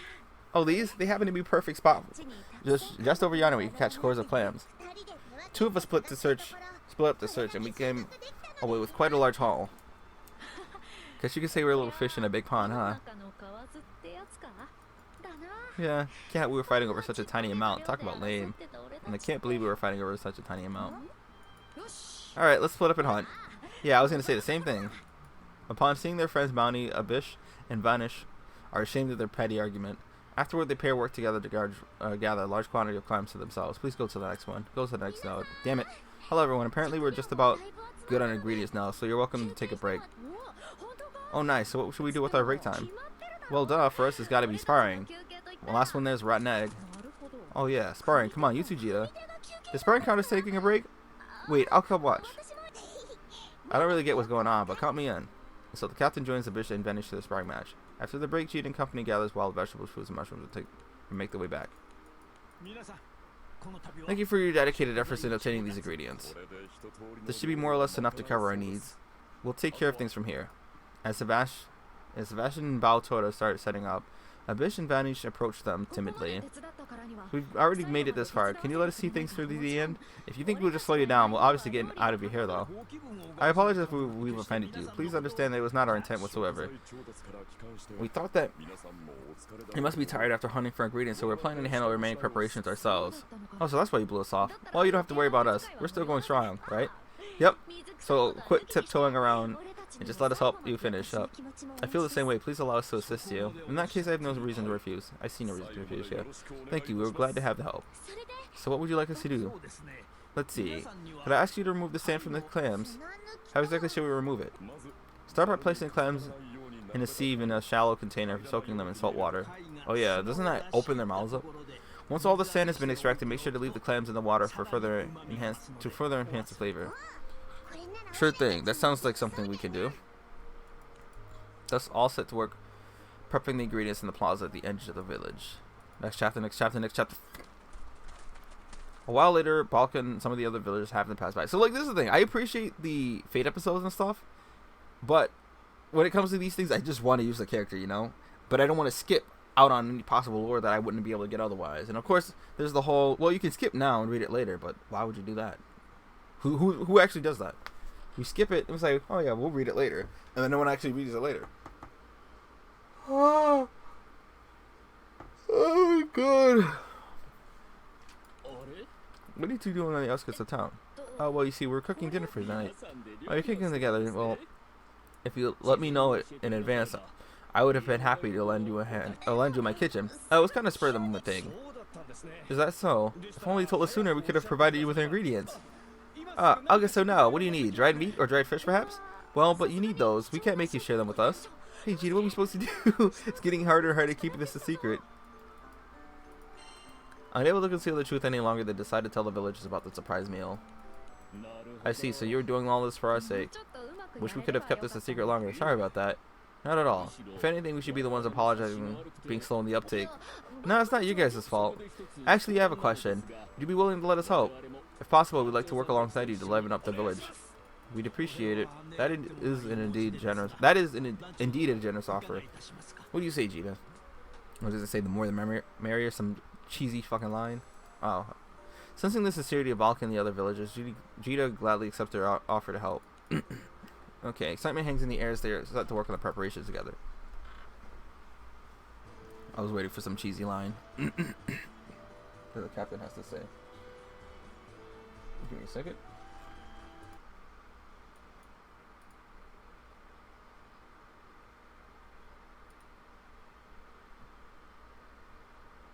Oh, Jesus Christ.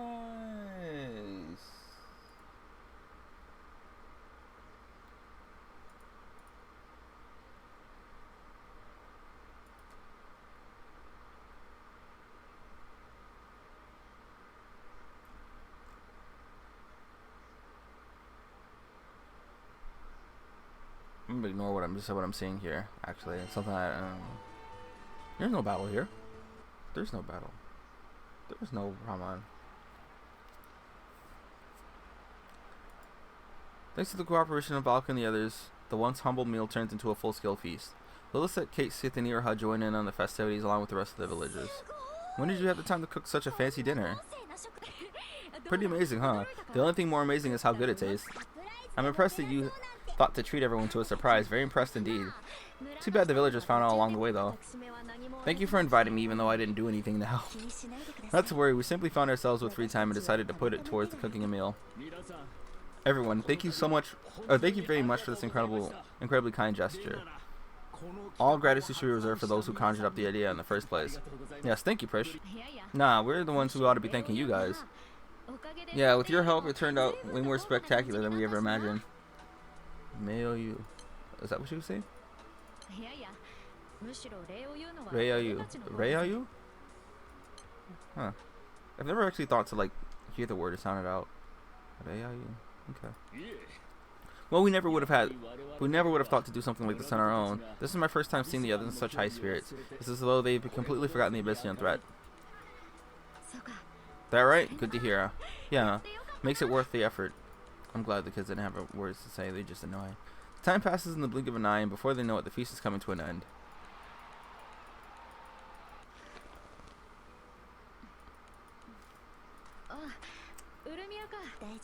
Are you alright? You seem rather down. And she's gotta go back home to nothing. Sorry, I'm good. I was just about to go join the others. That's the fucked up thing. Imagine having this whole celebration and then remembering your conditions. You go back to the same emptiness. Wait, let's talk a while longer, shall we? This is the closure she's needed, actually. Yeah, okay. The pair stand in silence for a while, watching their friends from a distance. I'm not bored or wishing I was somewhere else or anything, so don't worry. Alright. In fact, this was a blast. Today might have been the most fun I've ever had. I thought I'd never get the chance to talk to one, but you know who again. I know. Stated. What I mean to say is, this was really fun, so it makes me sad to think about it ending. Prish. Sorry, Umi, I didn't mean to drag you down with me. No point in whining when I know there's nothing for it. I wouldn't be so sure about that. So, does she bring her back? See, that's the thing, they don't. Because they went back to their own worlds. Damn. Maybe they'll do like a sequel of some sorts? Where Prish is getting another story? Abyssal Prish? Abysh? I wouldn't be so sure about that. Are you okay, Prish? And the crew too. Vanish. Suddenly, Abysh and Ulmia are joined by Vanish and friends, all wearing rather sheepish expressions. Sorry about that. We weren't trying to eavesdrop or anything, but I mean, you came here, right? So that means it's not impossible for you to travel from the Imperial Paradox, you know? That's true. Yeah, you're right. You're not me for nothing. That's a good point. You bet. Anything's possible. This one's more hopeful and optimistic, though. This one's more dreary and pessimistic. Like, they come from different, like, they may be the same character, they may be the same person, but, like, because of their experiences, this one's more realistic. This one's just much more hopeful. Jean and company are relieved to see Abysh acting like her old self again. Hey, Omi, I've got a favor to ask. What might that be? I want to hear you sing. What, you mean in front of everyone? Please? Omi hesitates for a moment at the prospect of singing in front of a crowd, but then realizes how Abysh must feel. Yeah, she lost everything and everyone. If I miss this opportunity, I may never be able to sing for Prish again. No, you won't. That's for sure. Very well. As embarrassing as it is, I should do my best. Thanks. Even if we find a way to return our original worlds, that merely means Prish will be sent back into the same harsh circumstances. I considered inviting her to join us in Vanadale, but even suggesting such a thing would be terribly irresponsible. Almia walks over to stand before the group, straightening up and looking at the sky. This is all I can do for her right now. At the very least, she'll be able to take the memory of the song back with her. The chatter in the plaza gradually dies down until the attention of everyone present is focused on Almia's song. Almia's singing really hits you right at your core. Almia resolves and continuing to sing until Abysh has had her fill. Her audience list is captivated by her as her enchanting voice echoes through the plaza. No song waves? Oh, it just automatically goes on its own. Okay, I don't got it.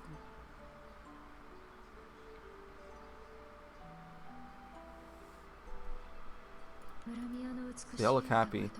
They all look so happy. And who wouldn't be listening to an incredible voice like that? Thanks, Ulmia, and everyone else too. I'll never forget this. Even back in Abyssia, I won't be alone. Before they know it, the stars are out and twinkling brightly in the skies above. A bitch makes a promise to herself never to forget the sights and sounds that or of that moment for as long as she lives. Alright. That's nice. Oscar and Fisk. Meaty fantasy. I might put that as my thing. Let's just go right into it. Let's just do hers too. I won't be able to do Iroha because I haven't leveled her up yet. And I don't know if I'm going to do that within the same video. I might just watch a stream while I do that on this monitor over here. Give me another second.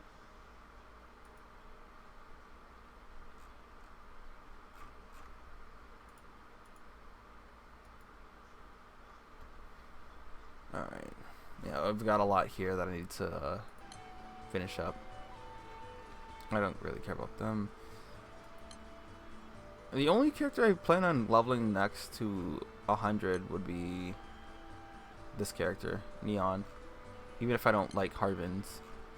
If she provides a strong enough damage buff to like my whole team, I'll do it.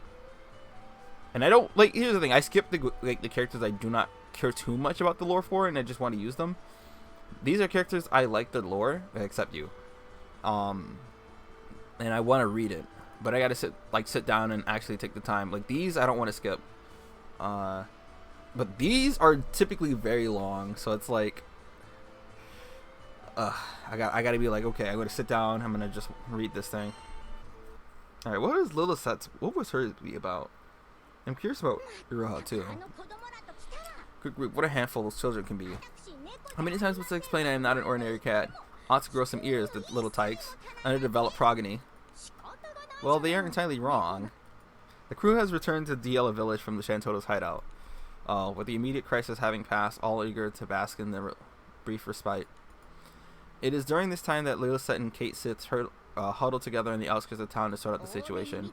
I'll give them a break. From where I was standing, I'd say they're quite enjoyed dragging you around. I realize things are tough now, but consider that you helped them calm down a bit. Perhaps I did, but there's a time and a place for everything, all in its proper order. I'm still balking at how Promathia may have been responsible for all of this. Promathia, he is a god in Vanadiel, the world where Lilith and company hail from. Standing opposed to the dawn goddess Zoltana, his transformation into the worm god Shinryu may have very well been the impetus for recent incident. I fail to see the problem. We only need to rout out this so-called Shinryu that Promathia has become.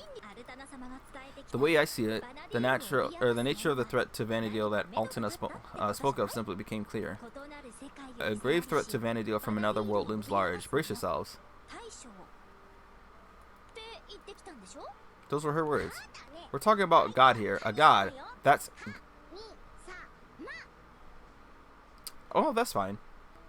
Kami-sama is just basically saying... Yeah, I guess you can't really do that in English. You may be a champion of the dawn, but do you really think it'd be that easy? It'd be so easy. We don't have a clue where Shinryu is. Not an inkling. What can we do? Shinryu's power must be overwhelming. Power beyond imagination. If Shinryu's power is in the abyss... if Shinryu's power in Abyssia affects that of this world's Shinryu, we can expect the same for Shinryu of Vanadiel.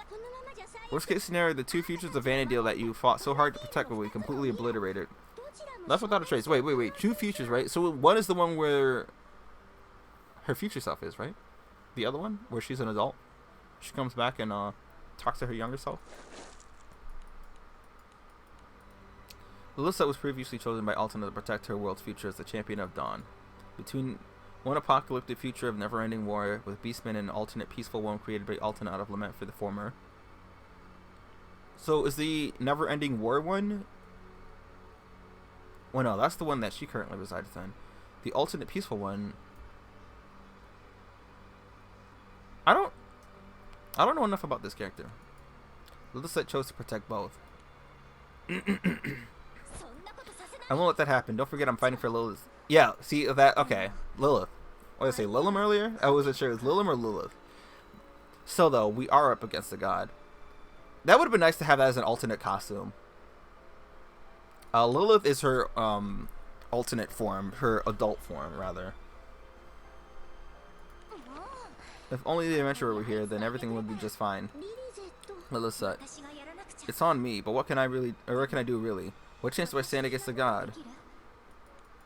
The two fall silent, their expression stern. The silence allows the conversation in the distance to reach them. So did you hear about Shinryu? The two villagers are mending a fence meant to protect against the outside invaders.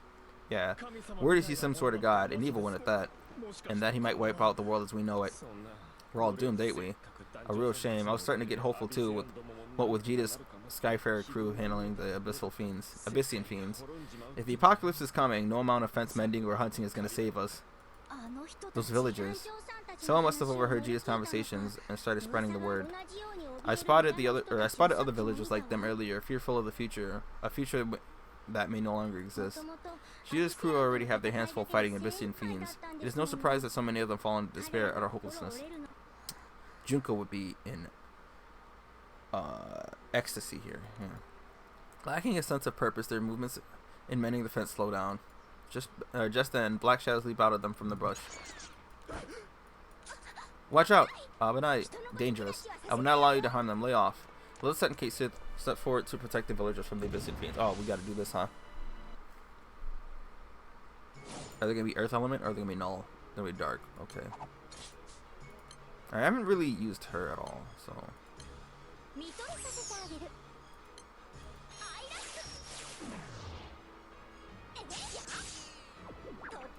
Alright, she guarantees multi-attacks, but doesn't mean that she guarantees triple attacks.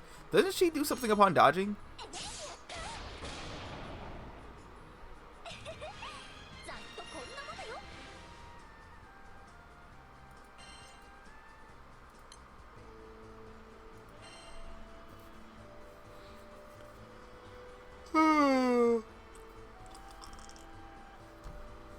Oh, God.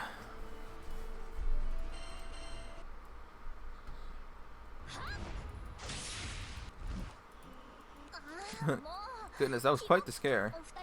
You two aren't hurt, are you? It's cause she... Oh, okay.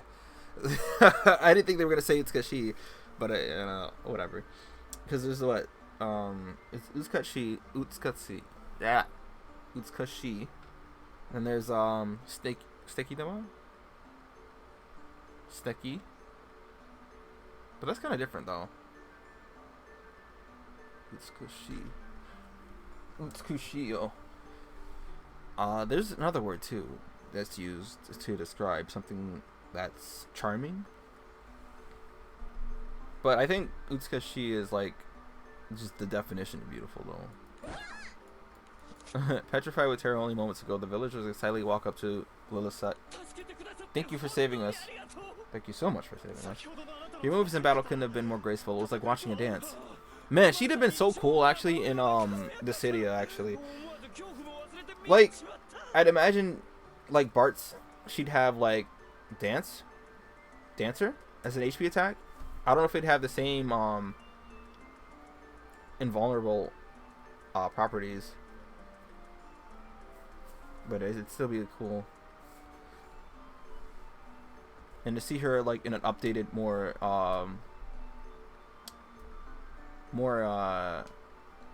realistic form, you know, just how like everyone got to upgrade. Like Locke Cole, for example, for Final Fantasy VI, he used to just be a sprite before, and now he's got like a whole model, a whole new, more realistic model. Not actually realistic, obviously, but like for Final Fantasy standards. You can say that again. I'm not a Grand Star Troop Mayakov for nothing.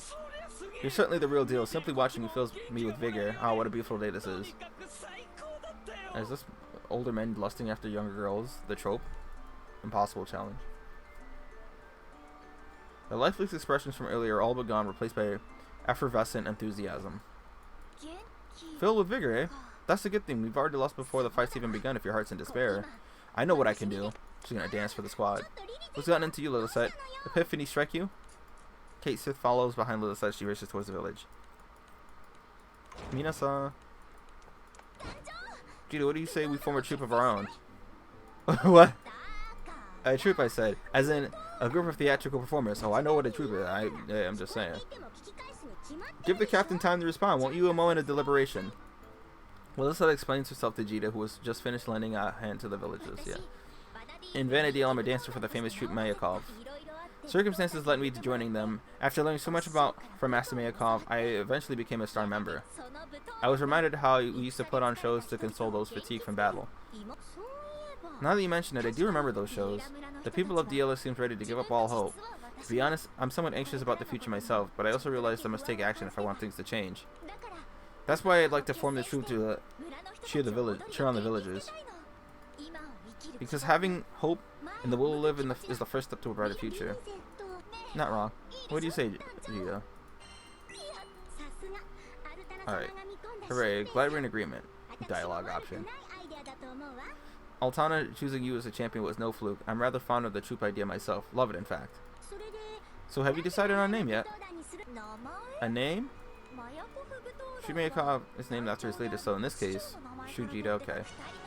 Combining my name with J. Oh no. Lily Doncho. And maybe something like shoot Lily Doncho. No. The music. The captain is fond of the name. Who is? Who said that? What a lazy naming scheme. Epitome of sloth. Quiet you. It's easily recognizable. It's an easily recognizable name, and that's what counts. Alright, then time to recruit some members and begin training. Flashing a smile at the enthusiastic Lilith, Jita begins dance preparations. Please go to the next note. Please go to the next. Fuck. Finished with preparations, the captain heads out to the outskirts of town where Lilith and company wait. Ma, you certainly look ready, Jita. Oh, we're in the dancer outfit. Okay. Jita's center of gravity, gate, commanding presence. The captain seems like an entirely different person. That's what they said when you do this story quest. Like, I didn't skip this one. It wasn't until recently I started skipping like the quest because I wanted to hurry up and start using the classes. But I really like Dancer. It was like, so do you think you can dance is what it was called for that one. And then for what is it? Masquerade. It was just, it's funny. Masquerade, the Dancer class has always been one of my favorite ones though, because it's really cool. You could have given me a heads up, Jita. One look and I can already tell you have dancing chops. I'm alright, I guess. Humble brag, humble brag. Humble brag. Oh no, she actually said it! I like that confidence. As the moon shades Butterfly will be watching your movements very closely. The surroundings fall silent. Under the crimson sky, Jita and Lilith lock eyes for a single moment, reading each other's body language. Then they break into dance, keeping steady rhythm. Huh. As if testing each other's skill, their light yet showy steps gradually turn into bolder, more daring ones. Lilith's particular dance, the Creek Stance, is performed with grace and power in equal measure. She responds to her own provocative lead with aplomb. Blood courses through the body of each time Jita's foot kicks off the ground. Yes, words. Lilith's Creek Stance is quite fascinating history. A tale worth knowing. Yes, cases words sound like music to the dancing Jita's ears. A nation known as Republic of Vastuk was ravaged by a terrible blight, a foul plague. The horrific growing number of victims led to utter despair, spreading throughout all quarters of the Republic. As a result, Totentons, what in the hell are these names? Also known as the Dance of Death, quickly gained popularity. Saddened by this unfortunate turn of events, performers from a tribal group of mountain folk began showcasing their uplifting traditional dance, the Creek Stance, all over the country. The majestic rhythms and movements instantly captivated observers, filling them with life. Indeed, this dance would do wonders for the people of Diela, a miracle for all. The tinge of Kate Sith's voice suggests he may have witnessed the Bastucan blight himself. He?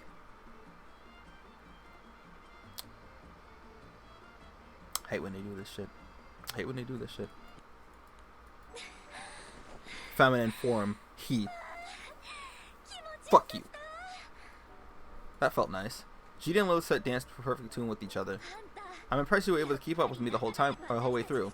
Between the two of us, I would have no doubt will be able to bring positivity and cheer to their villagers. The pair exchanged smiles and firm handshake. Happy to form an enmeshment fabulous with you. in dimensional family. Yeah, we can understand what this is now. It takes a tag team. It takes two to tag team. Back when I fought with the when I fought to protect the future Vanadil, I formed a tag team duo of Future Fabulous with an intrepid adventurer. An adventurer who's admittedly somewhat absent-minded, but incredibly strong and kind. I treasure our memories together. As a duo, it felt like we could do anything. Remind me so much of that adventure. Just being around you feels nostalgic somehow. So I figured following the name scheme of Future Fabulous would bring us good luck. I can already tell we're gonna make a fine duo. Jita's honored to be thought so highly. That's what I picked up from my little dance session.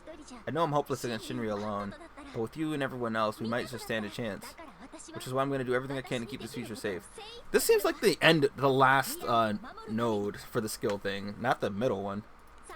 I hope you stick it out with me to the end, Jita. They continue their dance practice for a little while longer. So what's left? What's left?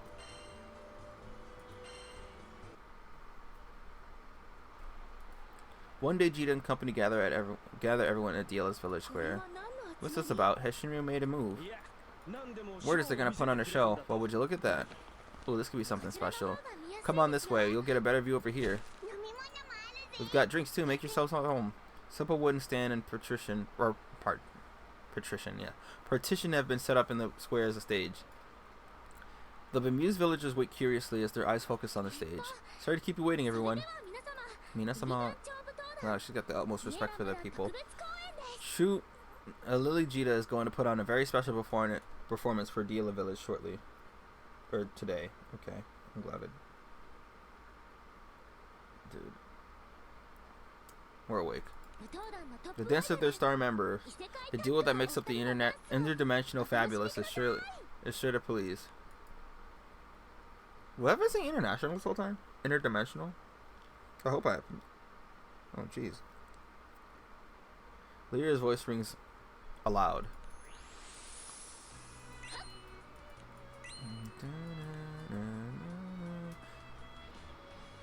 Isn't this Europa's song? Jita and Lilith waltz into the view from behind the partition. I like it already. Just as I thought. It's her again, and Jita too.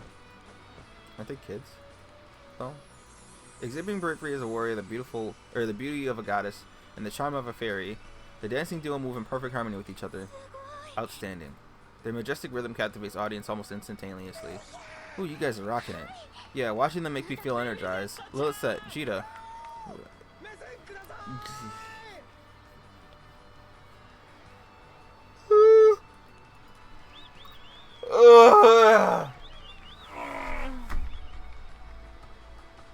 Dude.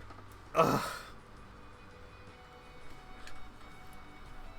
The rhythmic clapping and cheers of the audience soon fill the square. Oh shit, I missed that.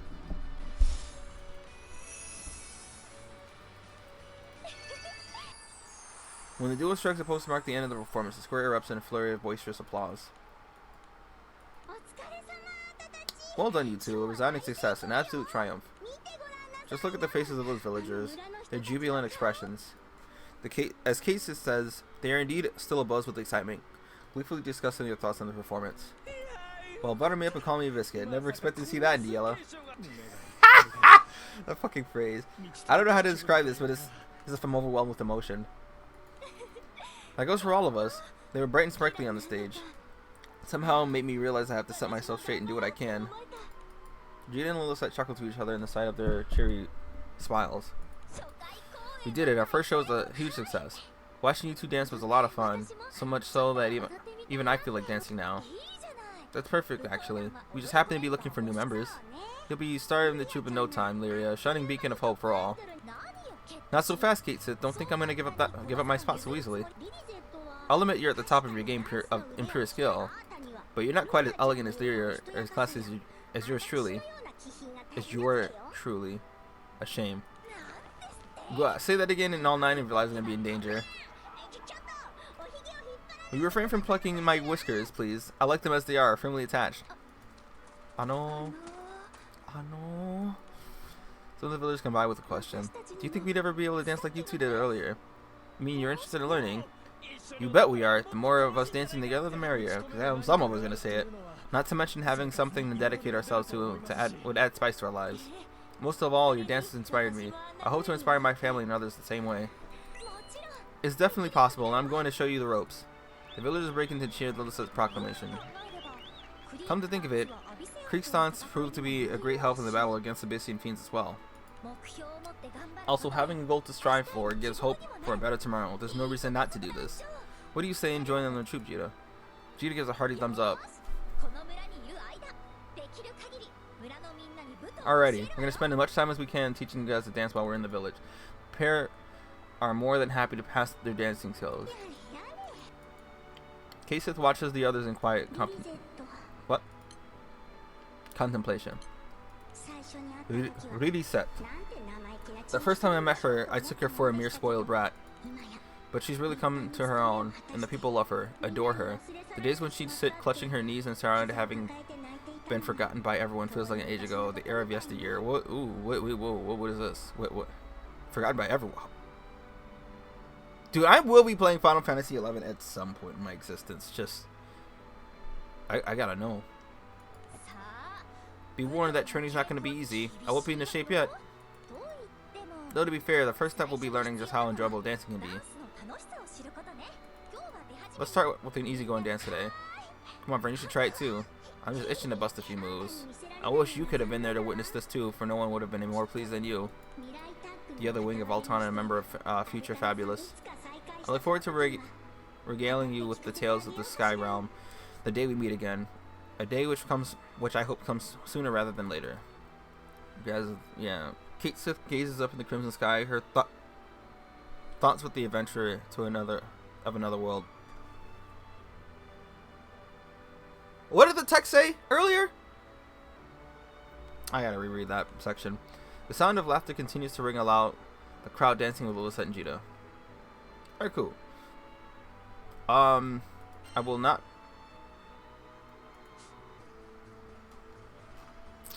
Do I do Iraha on stream? I gotta level her up to 80. I think I'll do that, right? I might as well do everything that I can.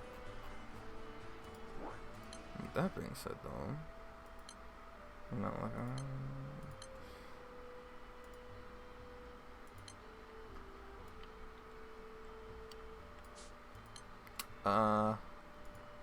wait, you're gonna be here for a bit.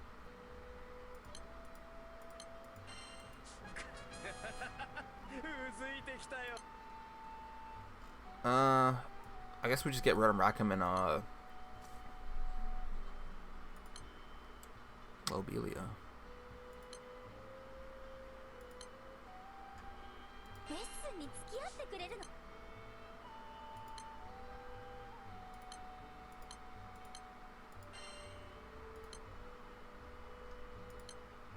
I could just end the video, but it might take. It doesn't really take that long to level them up, but I don't want to sit here and level them up.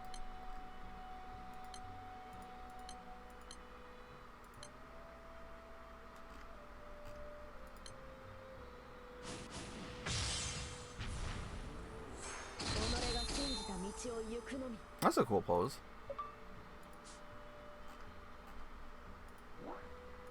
Alright, so what I'm going to do is, I'm not going to level her up all the way, I'm just going to level her up to get her skill. And then...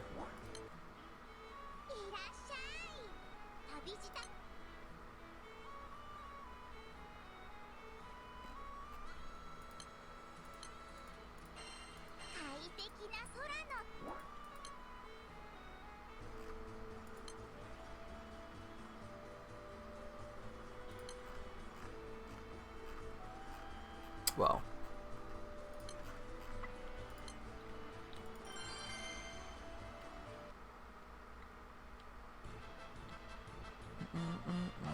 I miss the days when I would sit there and listen to the song.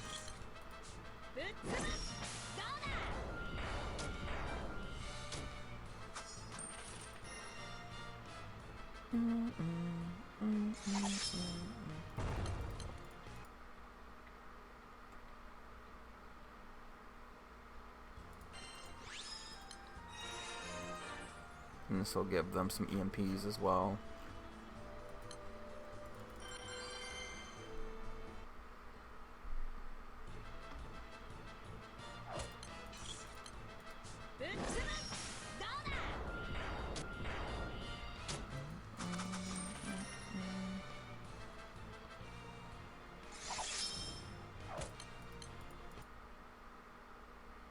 Level 55, if I recall, she gets her skill.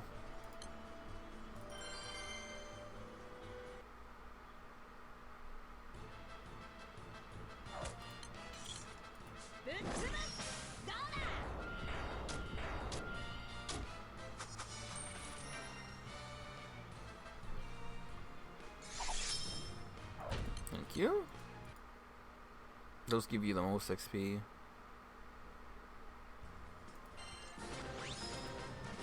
Alright, cool. Oh, 45, I guess?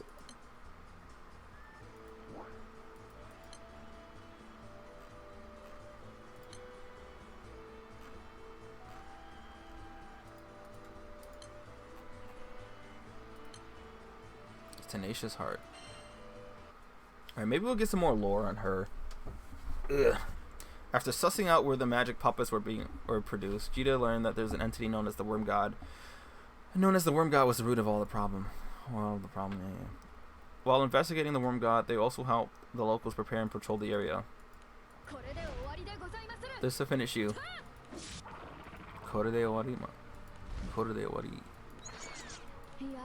Goodness, they don't know when to stop, do they? Kengo.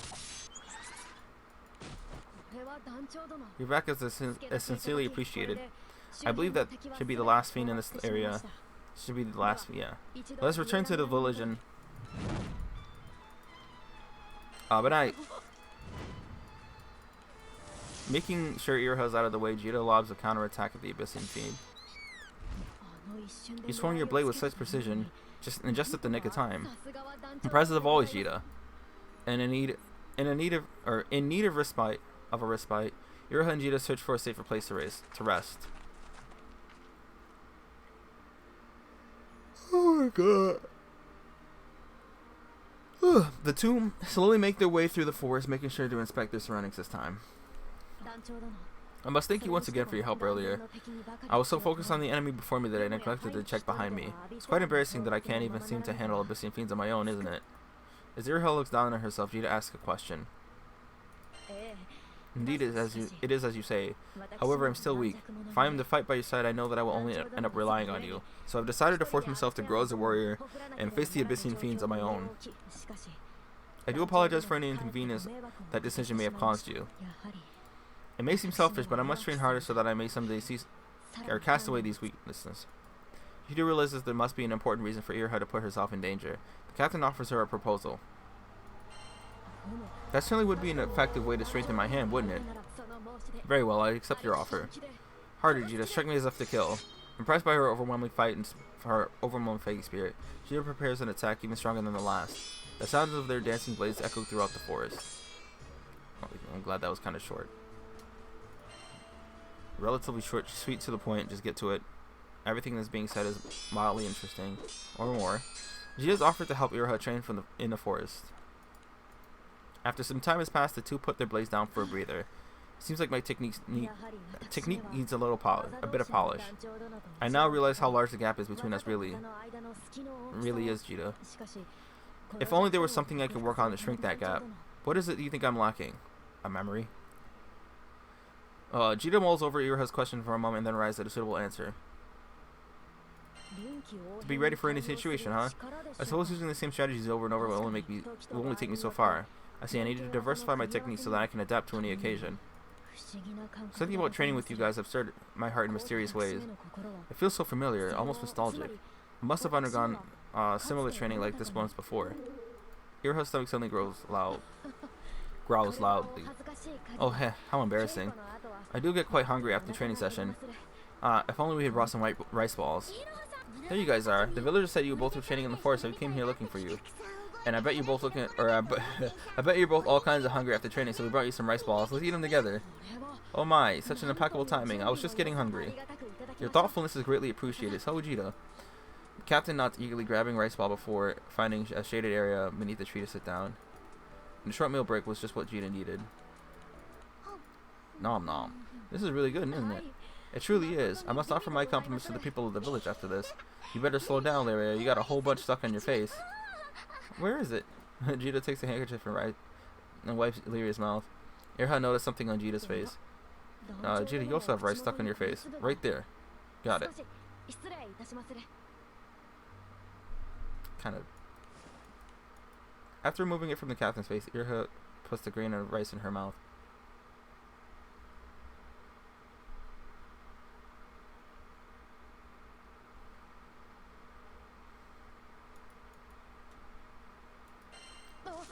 Oh, I'm sorry, Jada. That must have been an old habit of mine. It must have been an old habit of mine. Sometime long ago, someone close to me, perhaps my mother or father, once ate rice balls like this with me. And I think they did the same thing once, I think they once did the same thing to me as a child. There was something nostalgic about eating rice balls together like this. I suppose my hands just moved on their own. Either way, I didn't mean to overstep my boundaries. Irha laughs gently to herself before reminiscing over once forgotten memories. Eating like this, it seems to have awakened some more memories. Rice balls were my favorite food. My mother and my father used to make shogun rice balls for me. My mother would always say I'd grow beautiful black hair by eating their seaweed wrappers. She would always make so much for me, telling me to eat my fill. Judging by your hair, you must have eaten quite a lot. Yeah, all the other girls in the village were talking about your hair too. Thank you. Some say that a woman's hair is representation of her life. Even before? Did you remember something again? Yes, but it's a bit blurry. It's a vague memory of being complimented for my dark hair. I think I was just a young girl, and it's something I've always treasured about myself. Well, it's a pretty important memory, don't you think, Cheetah? The captain nods in agreement at Lyria's words. Although it isn't quite clear, I just know that this memory is an important one. Whoever it was who complimented me must have been someone very dear to my heart. I am sure it's the same person who taught me how to fight and how to protect others. And I wanted to grow strong so that I can protect him in the world that we live in. Irha finishes her last rice bowl and stands up, brushing her hands off. Now that our bellies are full, shall we resume our training? I feel quite invigorated from our meal. Don't expect me to hold back. Jita finishes the last rice bowl and stands up, ready for round 2. Once again, the sounds of their blades can be heard echoing throughout the forest. How old was she when the main character met her in Final Fantasy XI? Because at least by this point she's an adult, right? But by then, she wasn't?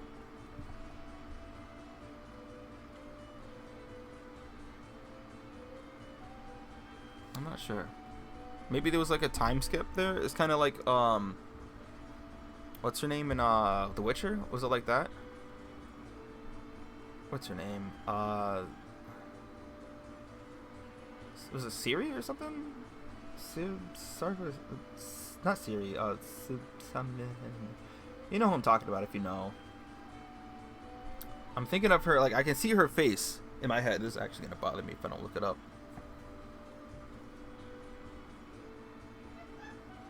Apologies if you heard that.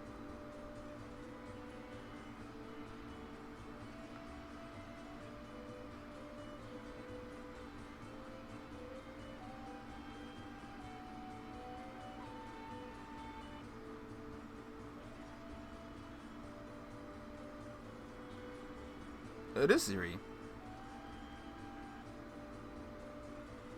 Okay, yeah, it is Siri. That's exactly what I was thinking of.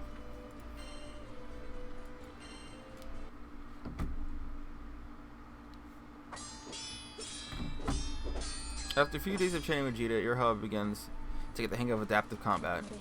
Pulling back here, bait the attack, wait for the opening, and there. How was that, Jita? I feel like I was able to adapt smoothly there.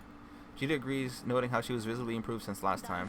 It's an honor to receive your praise, and it's thanks to you that I've been able to polish my technique like so. Training with you has helped me regain a little for battle, or regaining my feel for battle. I really do resemble the person in so many ways. Suddenly, a loud rumbling can be heard in the distance. Any of you guys hear that? Yes, I think it's coming from deep within the forest. Not only that, it's moving towards the village. We should make haste. Jita quickly nods in agreement before making way towards the sound. Where'd all those Abyssian fiends come from? Are they heading for the village? Oh no, we need to let the villagers know right away. They move too quickly. We need to slow them down and just get ahead of them at the same time. Jita, I'll handle the fiends. You make sure the village is safe. No way, are you seriously gonna handle them all on your own? No need for worry, Vern. Thanks to Jita, I know I'll be able to take care of them. If we want to protect the village, you're gonna have to trust me. And I can no longer run at full speed after a session, Jita. This is something that only you can do now. Trusting in Iroha's confidence. Jita quickly departs for the village with Lyria and Vern. Okay, I just have to stall as many of them as I can and keep them away from the village. Now then, whichever one of you fiends is ready to taste steely death, step right up. Step right up. This area should be okay for now, but I mustn't let my guard down. Iroha carefully checks the surrounding area for any remaining fiends. Who goes there? Oh, you must be the newcomer to our village. Oh, thank the heavens, please save us. There are so many of them, we ran away, but we're too scared to return to the village alone like this. I see. It certainly would not be wise to tempt fate against such numbers. Follow me. I'll get you back to the village safely, so...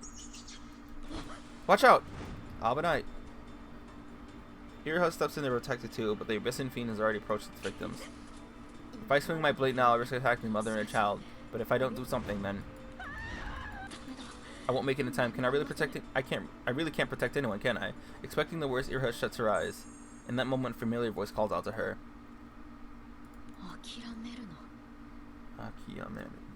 Yeah, don't give up. I remember now, no matter how dire things look, never give up. A strict yet kind instructor once etched those words into my heart. I may have lost my memories, but how could I forget something so important? How shameful. I've still much to learn. Yeah. Don't worry, Master. I'm not giving up here. Not now, not ever. Both of you get down. Iroha burst into a sprint ring with herself between them and unleashing a series of blows.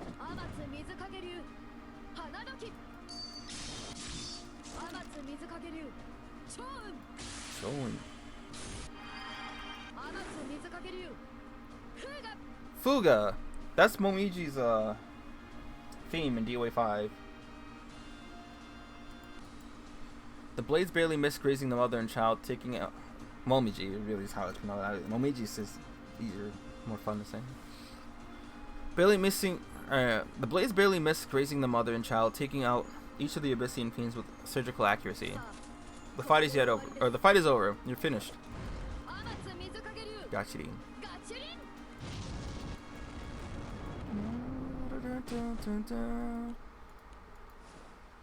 Oh, thank you so much. I don't know what we would have done without you. Thank you, miss. You're super duper strong. Oh, no, not at all. I've still much to learn. But I'm glad to see both of you seem to be unscathed. I aim for the fiends, but it would be mortified if my blade ever grazed you. Even grazed you. That's not something you say! That's like, thanks. Yeah.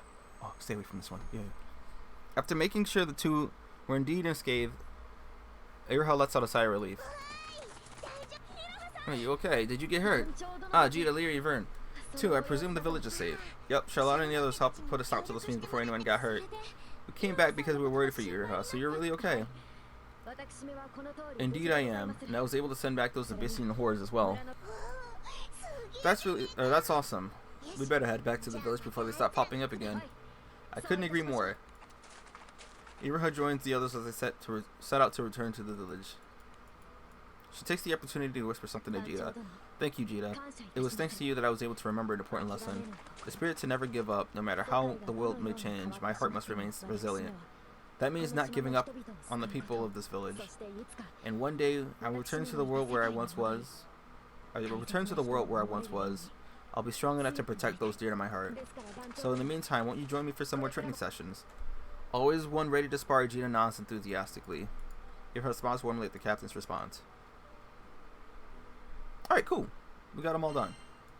Lifelong regret. Okay. So, again, actually, no, we're not done. We're gonna...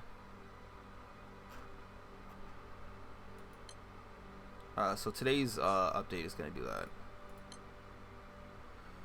So we're gonna do this.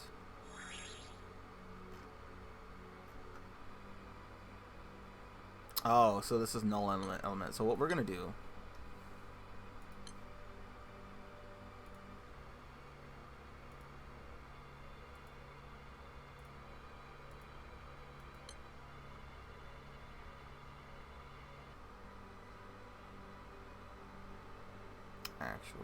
I think what I'd rather do is this one.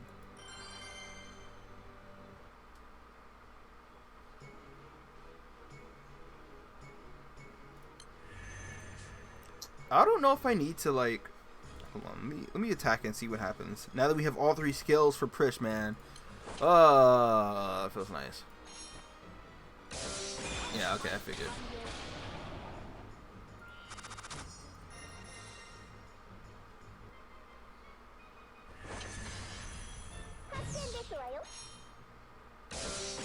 Alright, I'm glad that took like no effort at all.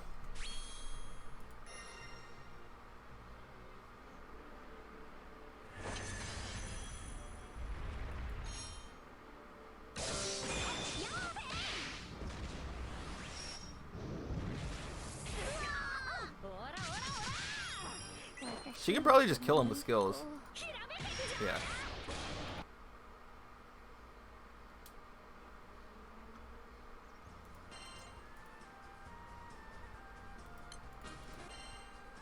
I still gotta do my Genshin shit.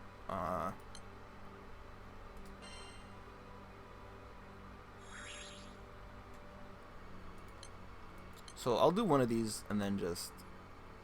Actually, no. I'll just, in the stream now, or stream, Jesus Christ, in the video now. Oh no, I did enjoy the event. I'm not gonna say it's like the most amazing thing in the world, but I definitely liked it. I liked it enough, right? And, obviously, Prish finally having closure, and, the other characters interacting with each other, Shantoto being a part of the universe, technically, kinda, it's just nice to see, you know? And it's not like I wasn't already gonna play Final Fantasy. Like, I already was gonna do that, but this definitely made me more inclined to do so.